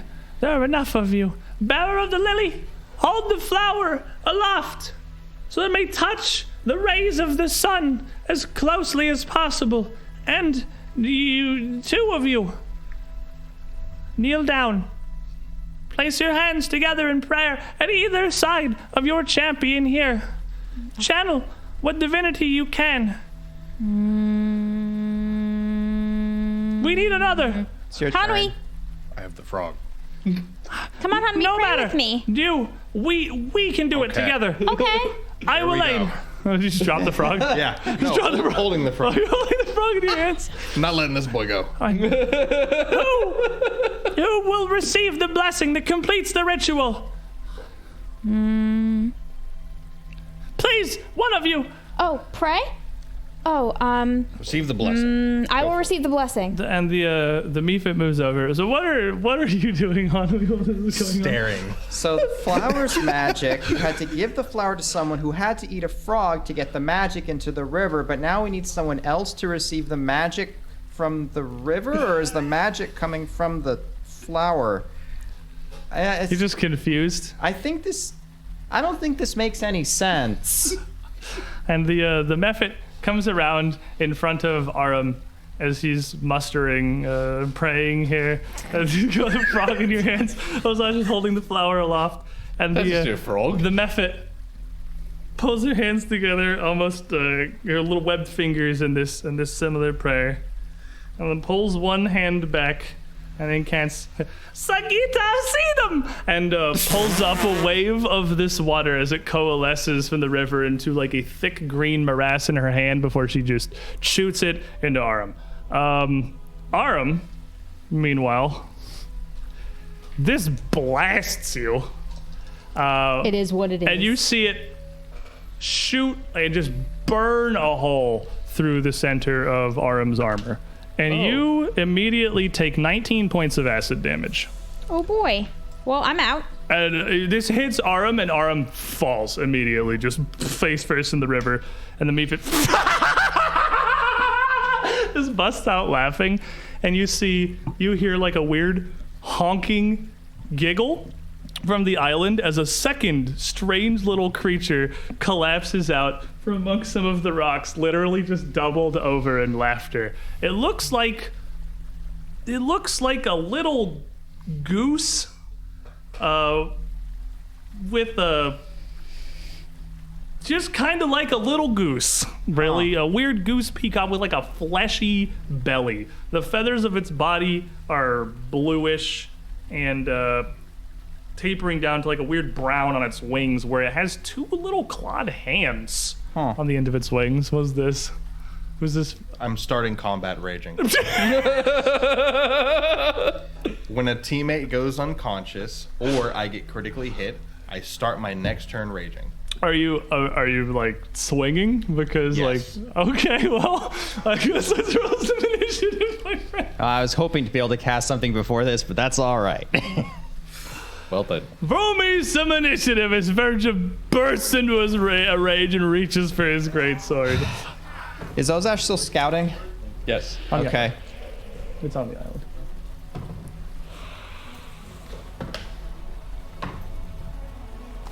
Yeah.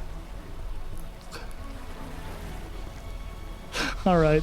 Ozash, That doesn't look like a little water Zubat. 10. 10, you're busy focusing your powers on this flower of magic here. Hanwi, 11. you have no idea what's going on. Verja, 16. and I will, since you're already unconscious, I'll just put you at the bottom because you would be moved to immediately before, whatever. The point is to be at the bottom of the round. Aram's unconscious in the river. You are dying one. It is what it is. And I will roll for 2 Morans. Eliana Santis, Empress of the Reeds, she who holds the Wiggling Dawn, gets a 6. She is just losing her freaking mind laughing right now. There's zero attention given to anything. And Strange Goose? Goose. Sorry, just strange goose I'll thing. get some tokens for you in a sec. Strange Goose gets a 13. And we'll put Strange Goose Had you heard? right in here. No. So here is a little water mimic. I thought this would be big news. We have a goose. And here is the closest thing I had to a strange goose. Because it was added in this adventure, so it doesn't have a Fair pond. enough. The evil nature of geese continue, I see. And Verja, by all that is right and holy in this world, wins initiative With a 16. with a 16. Absolutely beyond rage. So, that card, for me, just activates rage. It is, you are just raging. Because Yep. I have rage. Yep. No action spent? Nope, no action spent. I start my He's- next turn yeah, raging. so he's just, That he is is awesome. using that hero point card to just start the turn He's in just rage. straight up angry. So, going to draw my sword, step, or I guess move because difficult terrain. Anywhere to be close to this thing is whatever the first square that would be that lets me hit it. That's gonna be here. And then, while it's still laughing and not paying attention, cleave it in half. Not if the tray kills me. So was that's cocked. only. It wasn't. It hit the thing and stopped. Oh, okay. That's only going to be an 11. 11. Almost, I guess, kind of blinded by rage as you bring this down. You slam your water into the river next to this Mephit, who is No one likes being made like full rolling, twice in one day. who immediately kind of spooks and looks up at you. Oh no! You have another action left, right? One action. Draw, move. swing. Oh, you had to move up. That's right. On the island, this weird goose, Of destiny. and you were not recalling knowledge. You were just, I have no idea what's happening. Please help me at this point. Were you recalling knowledge? I guess I could be so confused. I have no exploration activity. That was the last thing you were doing, recalling knowledge? Yeah, And I will give you one on this goose. It's a goose. it's a goose. It looks like a goose and it got hands. It's a goose that can talk. The This- worst kind of goose. It can honk at you and say rude. That's not Yeah. wrong. It is That's the like, worst. dude, it's a New Yorker. Worst kind of goose. This goose, And it smells bad. seeing you like snap with rage and swing down at Ileana Sentis, the Empress of Reeds, she who holds the Wiggling Dawn, he only laughs harder. This goose cannot control himself. This is the funniest thing he's ever seen in his mind. And he's like struggling to breathe. He's laughing so hard, rolling around the island, and does not take any actions. Hanwi. Oh, yeah. All right. Arm's dying. Light of the moon, reverse this. And as she spins her hands, a silvery disc will appear, illuminating this horrendous hole. And the wound will start to close, and you'll actually see bits of droplets of acid actually kind of form and pop off before vanishing into air as time is reversed on the wound itself to slowly close it. That's going to be a heal spell for 9 points of health back. I'll take it. I keep thinking primal is soothe, and I keep getting surprised that it's heal. No, only occult is. Yeah, it's literally only a cult that's soothe. And then Ozash, light guide your strikes, and moonlight will suffice you. Here's guidance for you. Thank you. Ozash, who's still just got the lily in his hands. Well, clearly I dropped the lily. Okay. And you said it was okay to have shield and axe in one. Yeah, you can one action to draw both. I'm not gonna penalize people for willing to do things. Well, thank you. And I immediately turn to the thing next to me and just take a swing. Smack at a method. The dice don't like us right now. Apparently not, even with the +1. So that's 12. Lay him down and smack 12 him as you up. slap down it's kind of a reactive thing as your partner starting to draw. It's not a good swing. It's obviously Yeah. gonna miss. She's a little spooked now. Draw, swing, and then shield up. Okay. Eliana Sentis, Empress of the Reed, she who holds the Wiggling Dawn, which I'm going to say the full name every time. As you should. As you should. I will respect her properly earned titles. I will respect it as well with my sword. Has stopped cackling and is going to kind of shoot back a bit of a diagonal, about 10 feet. About just 5 feet, really, just diagonally. Yeah, right out to of there, reach. out of reach of everybody, and bend over and inhale, and you see her draw up a whole bunch of water, and then she raises her head, her cheeks just bloated, and just sprays a bunch of this water over the whole group of you. So I need reflex saves. Since Aram is prone in the river, I will give you a +2 to your reflex save. Oh, thank you. I got a I'll give you cover. Question: 16. Is this considered a spell? You don't have Arcane Cascade up. No. Yeah, you need Arcane Cascade for that. Orc superstition. Oh! Yeah, I'll let you Orc Superstition. Yeah, you could definitely Orc Superstition. I get sure. a +1 circumstance bonus because Nice. I am master of the sus here. Master of Sus. That might help. And you said reflex, right? Yep. That'll be 18 on my side. Okay. Aram, you get cover, so you get a +2 because you're 25. 25 will definitely succeed. With the +2? Yep. Okay. And Hami? 12. 12. So 12 and 16 fail. 25 and 17 succeed. You will be taking half. Boxcars. Failures take 12. Successes take 6. Oh boy. Bludgeoning. Acid. Acid damage. As this water she sprays out of her mouth singes across your skin. A much less directed assault than what Aram got, but one no less more potent. Hanwi screams. And already screaming. why are long folk so cruel with simple jokes? The irony seemingly lost on her. Aram. Look, I was the one you took down with it. If you'll just leave and not try to hurt us anymore, we won't hurt you either. And she just like kind of feigns putting her hands up. I, Eliana Sentis, Empress of the Reed, she who holds the Wiggling Dawn, am simply acting in defense. It is your insane friend who attacked me. Hey, it's okay. I'm back up. Calm down. When And she's you- dead. You feel this acid still burning heavily against your I'm chest. gonna You are taking persistent damage. I am going to drop back into the water and see if I can't get that off of me. Okay, you got a flowing river here. Absolutely will give you the 2 actions to DC Yep. 10 off it. Give me a check.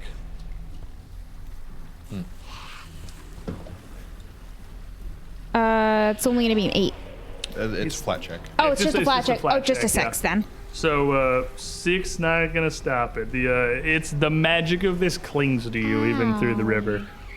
1 action left. Fetal position. No, I'm actually gonna draw. I'm gonna draw my sword. Okay. As you pull your sword out, you're wow. You're gonna take 6 persistent damage, draw it, and just draw it back into the river. Yep.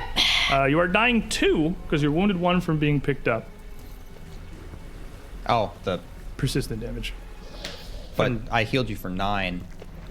She took 6 from the and 6 from the persistent. I can math. And then make me a flat check to see if on your unconscious body it ends anyway.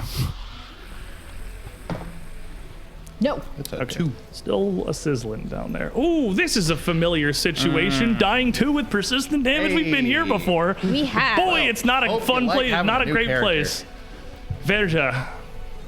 Step up and No stop. No breaks. Only. no stop, no breaks. I saw you go down again. So for a second, He thought about it. considered, and then Aram falls unconscious again, and he looks right back over. Raging intimidation Okay. as I bring my sword up and just stare down with intimidating glare. Do the thing.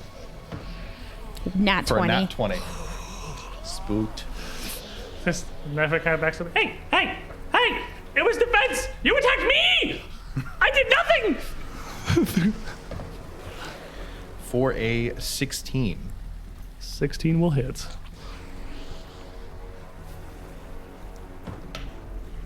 15 damage. Doesn't one shot it, but it's real close.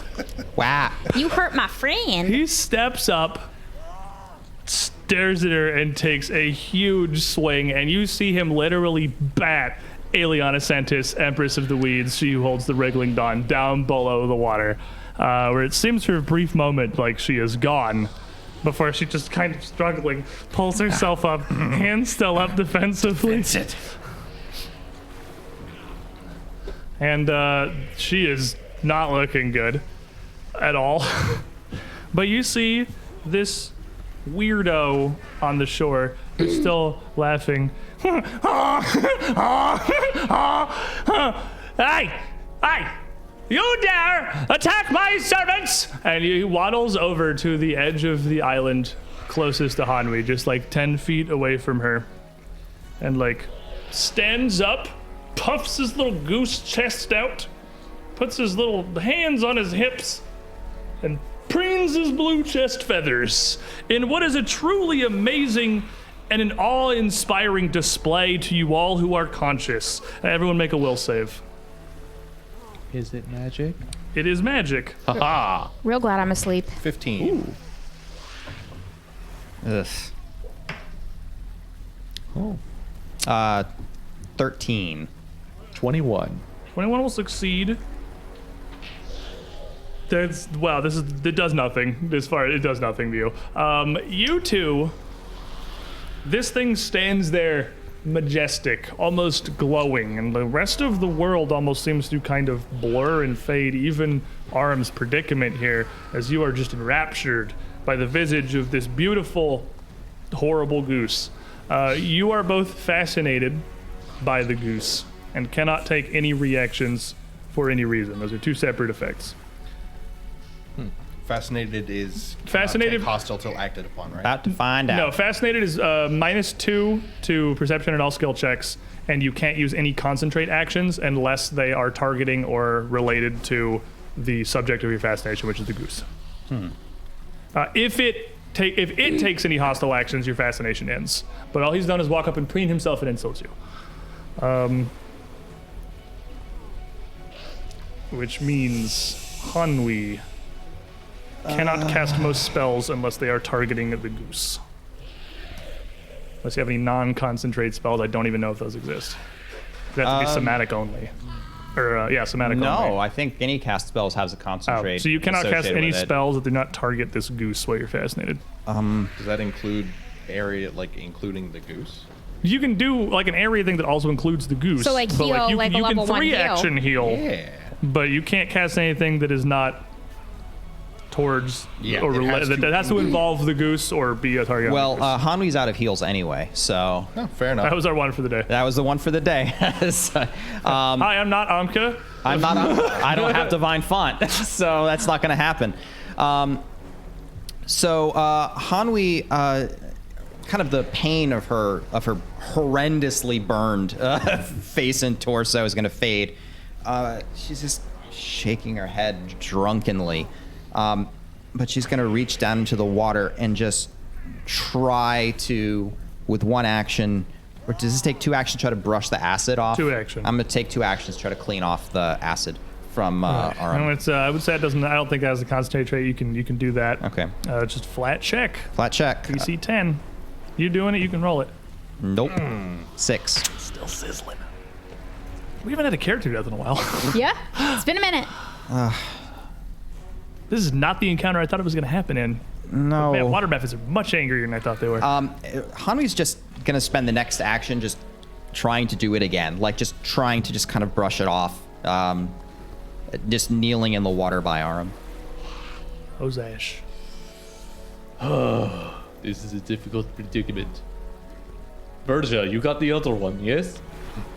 Think so. Very well. I will take care of the goose. Wait, what? Charge up. Smack at the goose. That is a 23. 22 definitely gonna Bonk. Goose absolutely smacked. That is a solid 8 slashing damage from the axe. Okay. And because I don't trust this goose, I am going to cast. Hold on, where is it? Okay. Golden Shield. Okay, This so is gonna peck you for like 20 damage. yeah, but dead. Better my magic shield than my actual shield. Empress of the Reed, she who holds the wriggling dawn, is very, very injured. And this isn't funny anymore. And she looks over towards the goose and sees you rushing at the goose. And her eyes kind of widen. No! No! Get off of him! And she is going to jump and glide like up over Hanwi. Not smart enough to be flanking Ozash, even though she could, but behind him. She has a fly speed that she's gonna sail up and over, coming down, swiping a claw towards you. For a 17 to hit. It's her claw just kind of bounces off my magic shield, just kind of like boing, like almost rubber band. You will face the wrath of the river unending if you raise another hand against him! And as an intimidate check against Ozash, she's gonna get 16, which is what I rolled because her modifier is 0. Nah. 1. And that's my will DC, right? Minus 1, she's still frightened, so 15 against her will DC. That is They the think you're exact fine. DC. Oh, wow. So even though her voice cracks a little, you believed in this enough to go along with it all the way to the end, and some part of you, superstitious as it is worried that it might not be wrong. Okay, never mind. So you are also frightened 1. Sorry. I was trying to read a card because does being frightened count as incapacitated? No, Okay, never mind. it's just -1, I think. Okay, never mind. So Time to make some death throws. we have reached That an moment. impasse. It's been a minute. It's been a minute. I was fully aware going into this campaign, having read through it, that it's way more likely we lose somebody in here than we do Curse the Crimson Throne, because this campaign, well, it is a harsh survival in the realm of the Mammoth Lords. And there's a lot of fey crap going on, and it's not an easy life up here. You are dying 2 I am. with persistent damage. It is which the worst means- place to be. It is terrible.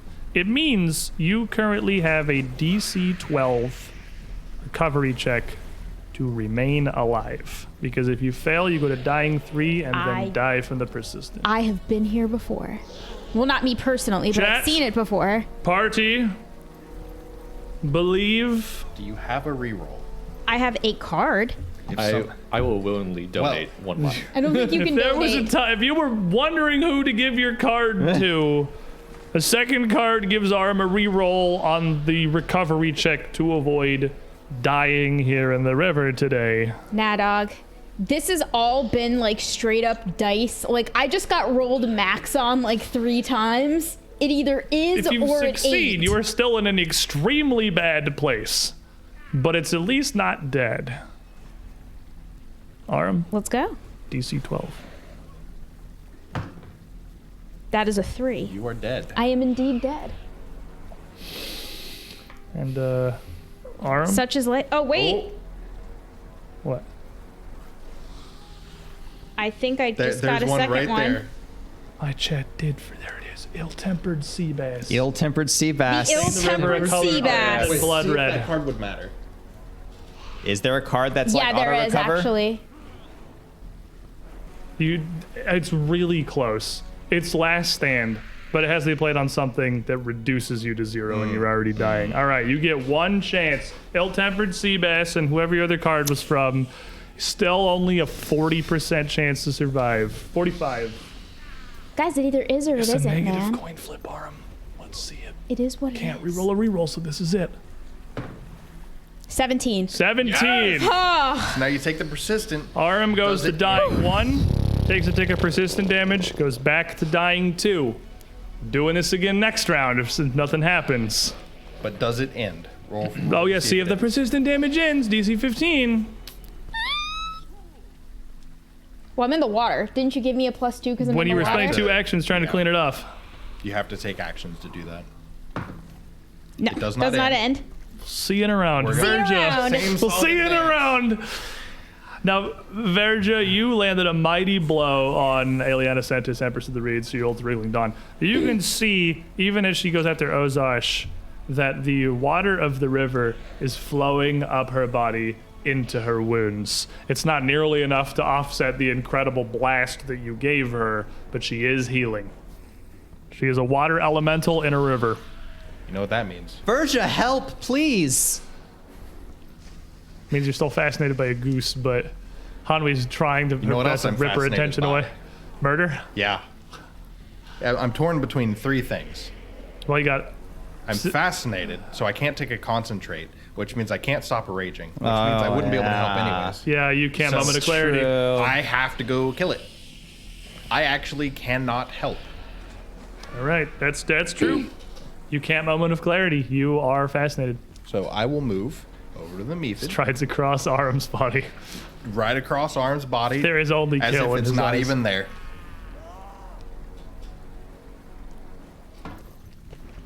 You want It's to kill it? dead. I rolled an 18, so 24. 24 definitely hits. I'm pretty sure that this Oh, is that's 9 a- damage. that is the last time I will be saying Aliana Sentis, Empress of the Reeds, she who holds the Wriggling Dawn, as Verja steps over and just absolutely smites her into the water, and this time she does not rise again. And now I can use Moment of Clarity. You're fascinated by the goose. Yes. Moment of Clarity, because the goose is the only enemy right now. So I'm treating it as the object of a concentration effect.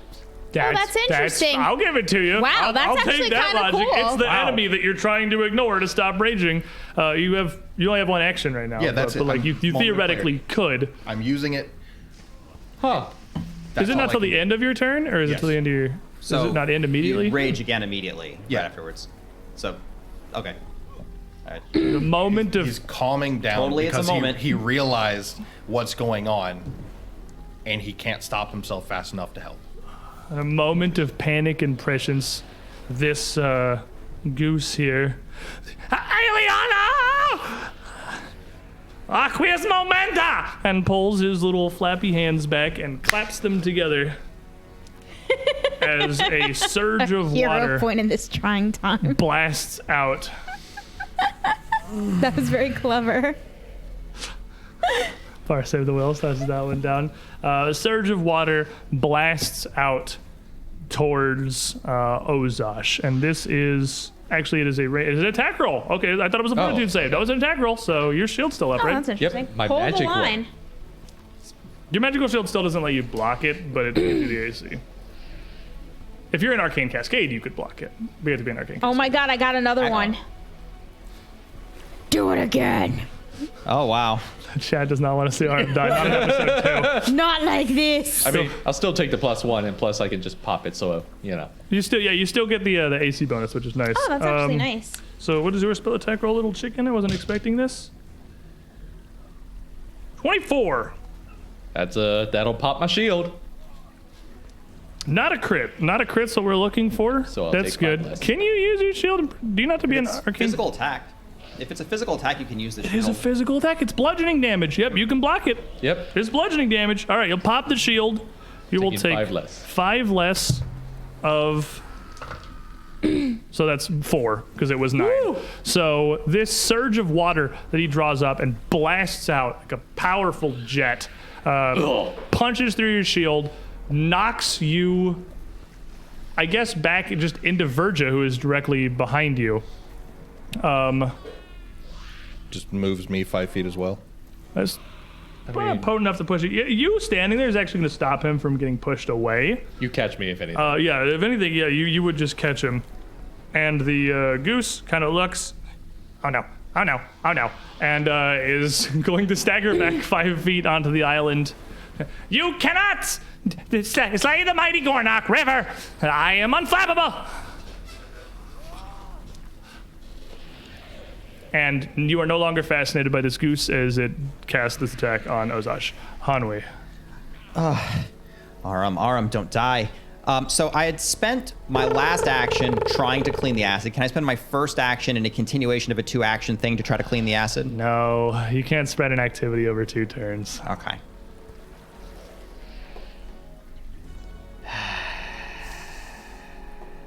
In 6 seconds, what's Hanwi do? Finish cleaning the acid. She's gonna try. DC 10.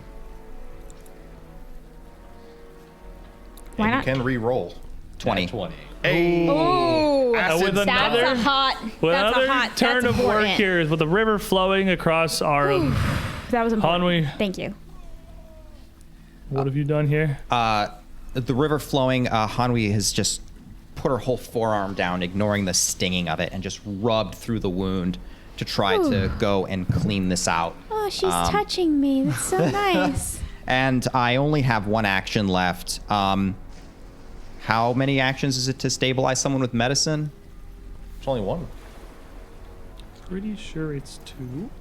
Let us double check real quick, I know if you have battle medicine. I it's don't fine. like pulling the rule book out, but this is a This is literal, PD. This is literal player death. life or death situation. This is a player character kill. First We aid, must stabilize? check. It Yeah, is stabilize. 2 actions to Okay. administer first aid to So I've stabilize. Only got 1 left. And it is a medicine check equal to. Skill check. Guidance doesn't help wow. on death saves, I don't think. It's flat check. Yeah, recovery checks are flat. Yeah. Nothing does, except die hard. I mean, at least he's not fascinated anymore That's true, and it's not not raging fascinations. anymore. You got Still 1 raging. action. She'll just pray over him. Ozash. Time to end this. Run up to him. With my axe lighting a flame. No, you can't! Samoyeti! It was just a prank! Flame strike. That's That is a 22. 22 will hit. Duck, Is that a duck, produce flame spell strike? goose. Oh, baby. That is going to be 10 altogether. 10 points of damage.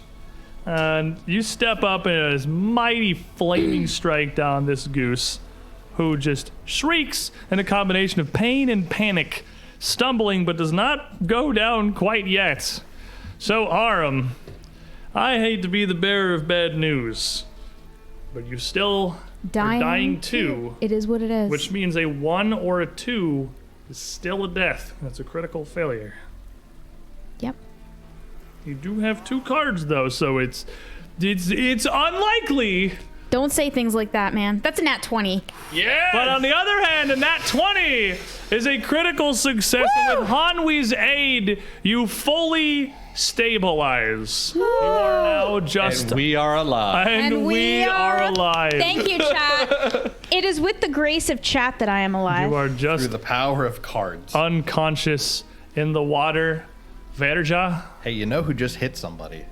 is it the chicken? Yeah, You know who's not fascinated anymore? me. Yeah. I don't need. I don't the think moment of fascinated stops clarity. you from hitting him anyway, It but doesn't. like. What a The silly moment of goose. clarity ends. We didn't need clarity. We need hate and anger.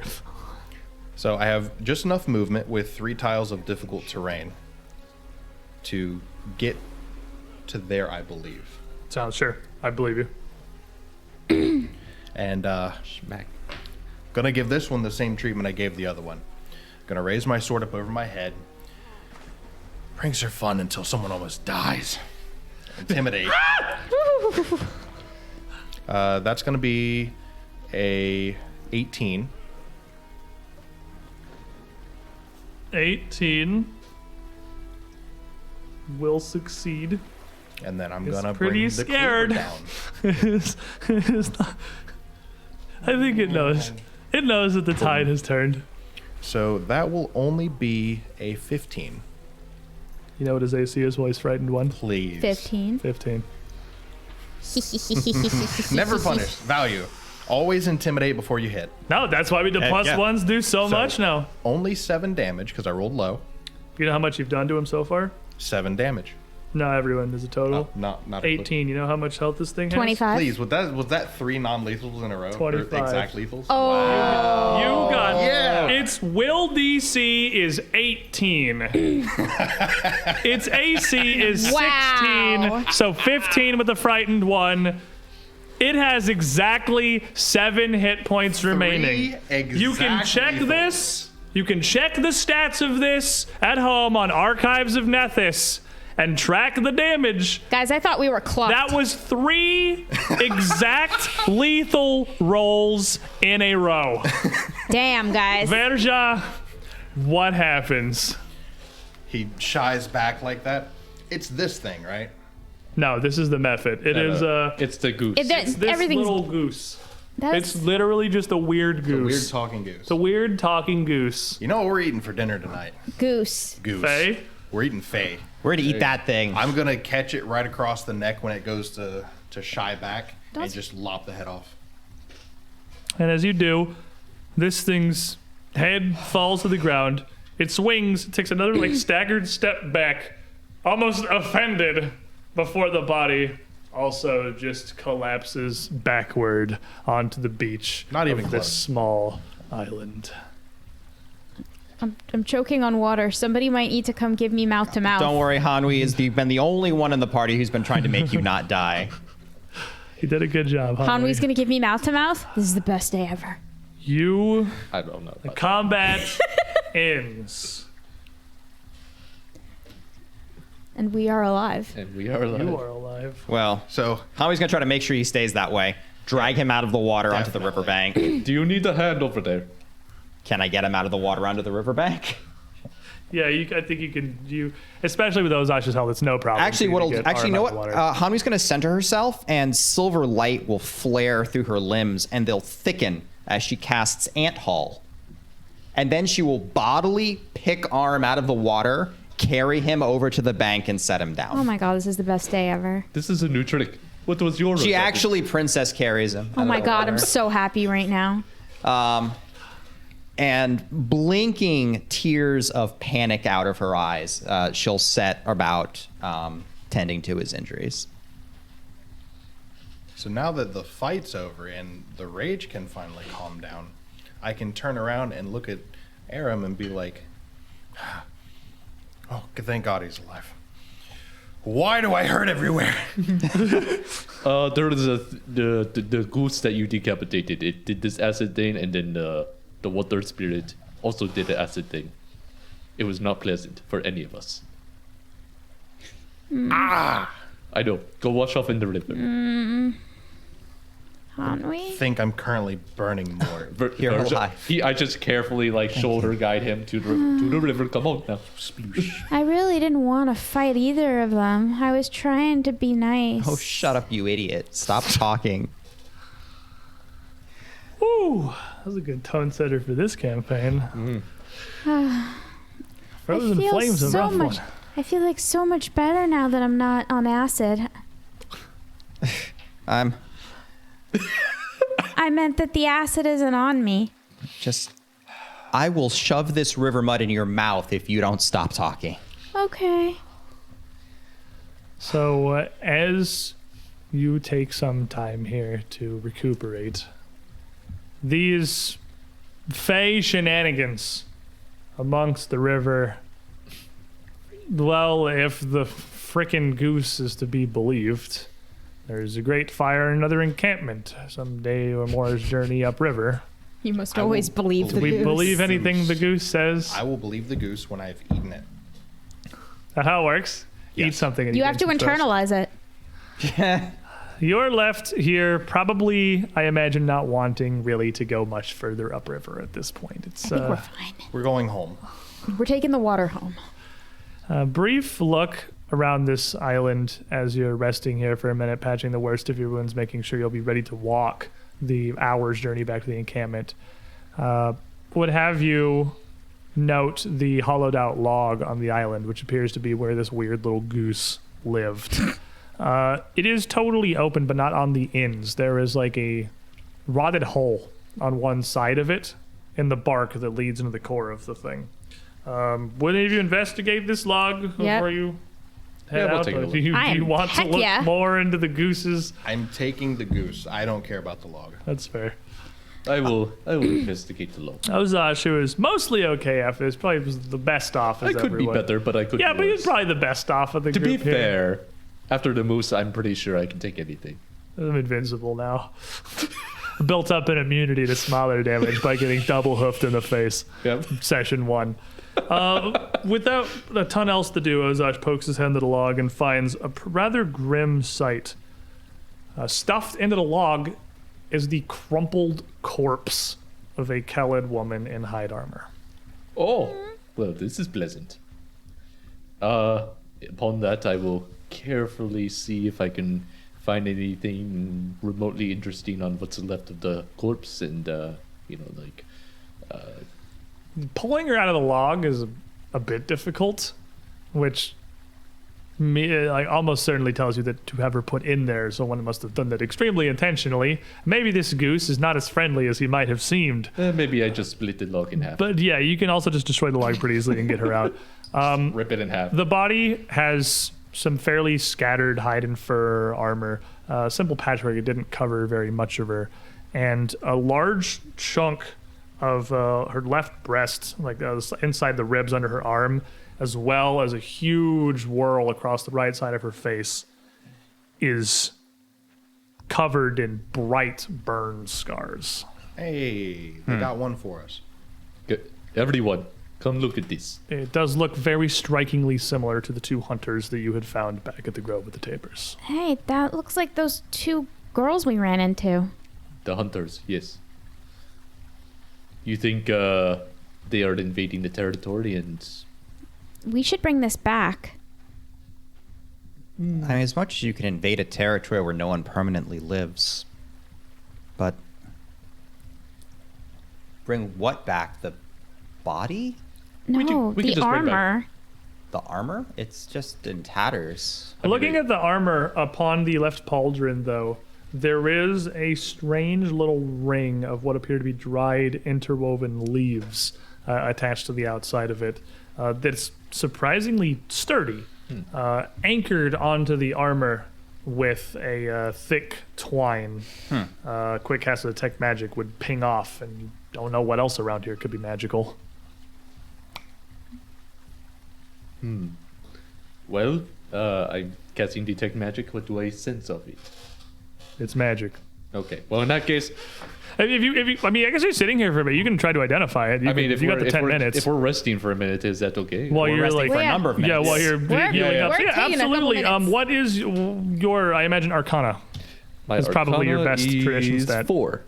4? Okie Plus dokie. 4. Looking at it, it appears to be a talisman of some kind. As it's been affixed to the armor, it has triggered.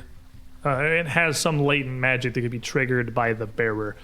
But you're not confident what that is. You know it would burn out when activated. It is a one-use thing, and with 10 minutes of investigation, it appears to bear an aura of divination magic among it.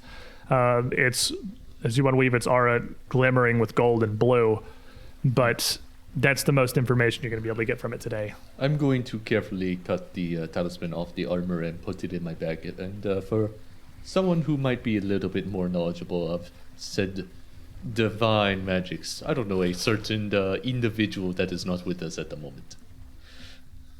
Nocta. Yes. Thanks for saving me, guys.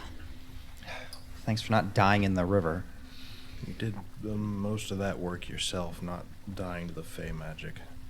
I mean, in all honesty, I really wasn't expecting that, but I guess the world is more dangerous than we think sometimes. If anything, I have to apologize. I should have trusted my gut and not fall through with the ritual. I should have just walked away. We all should have just walked away. Did you find the flower? Oh, the flower. Last I saw it had fallen to the river. Did it wash up on the bank? It would be caught in some branches a little ways down the river where it had drifted. We should at least bring that back with us. I think it would be a good reminder that we're not as old and smart as we think we are. This is a good lesson for me. It's a lesson of humility. Maybe Lady Nocta can go and find some use for it, too. Indeed, perhaps this will do some good. I'm sorry I gave you all a scare. It is alright. But for now, let us finish wrapping our wounds and head back to camp. Okay. So Hanwi picks up the lily and tucks it into whatever you have to carry it, I suppose. You didn't bring much with you. I have a little pouch. Tucks into a little pouch. Yeah. As patched up as well as you can be, given the situation. The group, you limp back downstream to where you had left the pots of water. You arrive slinging up these massively heavy jugs now, these interwoven baskets to try to carry the group of them back down to the camp, which is a labor that requires no rolls, just a significant amount of exertion. And Hanwi can pick one up. Hanwi in particular does seem to weirdly be struggling with it. You pick it up, it's a lot, but you can do it. It's very heavy, but by the time you get it up on your shoulder, your face is seemingly streaked with mud and dirt, and your dress is absolutely matted with filth and grime. The rest of you aren't really sure why she was rolling around the dirt so much to pick the basket up, and you're pretty sure you weren't, but I'll just bathe when I get back, I suppose. Is there anything weird about it, or is it just... just seems like mud and grime. You can like wipe it off. You can clean yourself off fine. I can carry that if you want. It's not bad. I'm ready for it. It's important. We should all carry some burden back with us. It is a rite of passage. The journey back doesn't see her doing much better. You don't really have to stop to take any large breaks or anything, but whether she is just sweating up a storm or what, by the time you're halfway back to the camp, Hanwi looks like she's never bathed in her life. Her hair even starting to just become matted with thick wads of dirt. Her dress seemingly near spoiled, slicked with more of this just like mud and grease on the outside. Why are you so dirty? You look gross. Could it be the flower? I'm the only one holding it, and there's no way that I'm sweating more than Ozash. I don't sweat at all. Here, at this point. let's see. I don't want you to... I don't like it when you're hurt. I'll take it instead.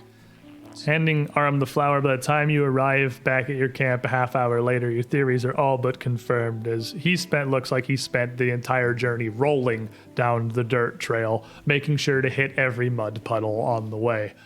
Hanwi notably doesn't look better unless you stop to like physically clean yourself off, but it's a lot. It'd be pretty intensive. So by the time you get back to the camp, it just looks like, well, you two were the ones held face down in a river and not Verja. We're gonna have to go talk to one of the grandfathers about this. What if that muck pile was because of the flower? Maybe. That would make sense. But maybe by taking it, we cleansed it. No. No, we probably should have left it alone. The group of you appear in the camp, surely despite your best efforts, still looking like you've been through the hell that you've been through, which would very quickly come to the attention of some of the elders, and before too long, Nocta, the healer herself, would arrive a little concerned with the extent of some of your injuries, a little more concerned with what the hell were you doing trying to bandage this. I'm just gonna hold up the goose fay. But you got the water back. Who knew go get water from the river was going to be the one that almost killed us? You know what? In this universe, in the world of Golarion, One thing I've learned is you play the objective. We should have just brought the water back. We should. I don't want to say it, back. but it looks like Barthen was right. I think He had the best day. He got a brand new Barthen won spear. this one. He got a cool new spear. He came home like, man, today was great. Yup. You guys almost got murdered by a couple of Fey and Elementals further upriver. you know what? This is a death world, and for a moment we forgot. This was a good lesson. But as you arrive back, your task's completed. You know what that means. Tomorrow, We become men. you will be making woman. the journey Adults. to Rockloom. The night of the green moon is upon us. That was the thing that I called this episode in the thumbnail because I was pretty sure we would get there. I did not expect the river encounter I didn't expect the max roll, literally all damage for the entire river encounter. That was dramatically more hellish than I anticipated. But tomorrow evening, it is time for the ceremony. It is time for the festival. Yes. It's time for us, alive, to Alive? become broken Tusks, one and all. And not just broken. That's gonna be not just broken. You get the Tusk part. Yeah. That's gonna be it for us today, everyone. Thanks for hanging out. Thank you for the hero point support, the CPR Thank you. that has just barely kept Aram alive through Dude, this session. not only that, but the two that I have now are freaking fire. Fire. Good for later. Oh, Good for yeah. later. We'll need them, I'm sure. Appreciate your support. Quest for the Frozen Flame is an adventure that pulls no punches. It is a rough experience, and that isn't even one of the encounters that I was worried about. That's Enjoy the rest of your weekends. We'll see you hopefully next Saturday, I believe. I think it's 2 weeks from now is PaizoCon. Yeah. So PaizoCon is going to be going. We won't be here for our regularly scheduled adventures, but next week, I believe, Yeah. we still are. Good night, good night. everyone. We are alive. And we are alive.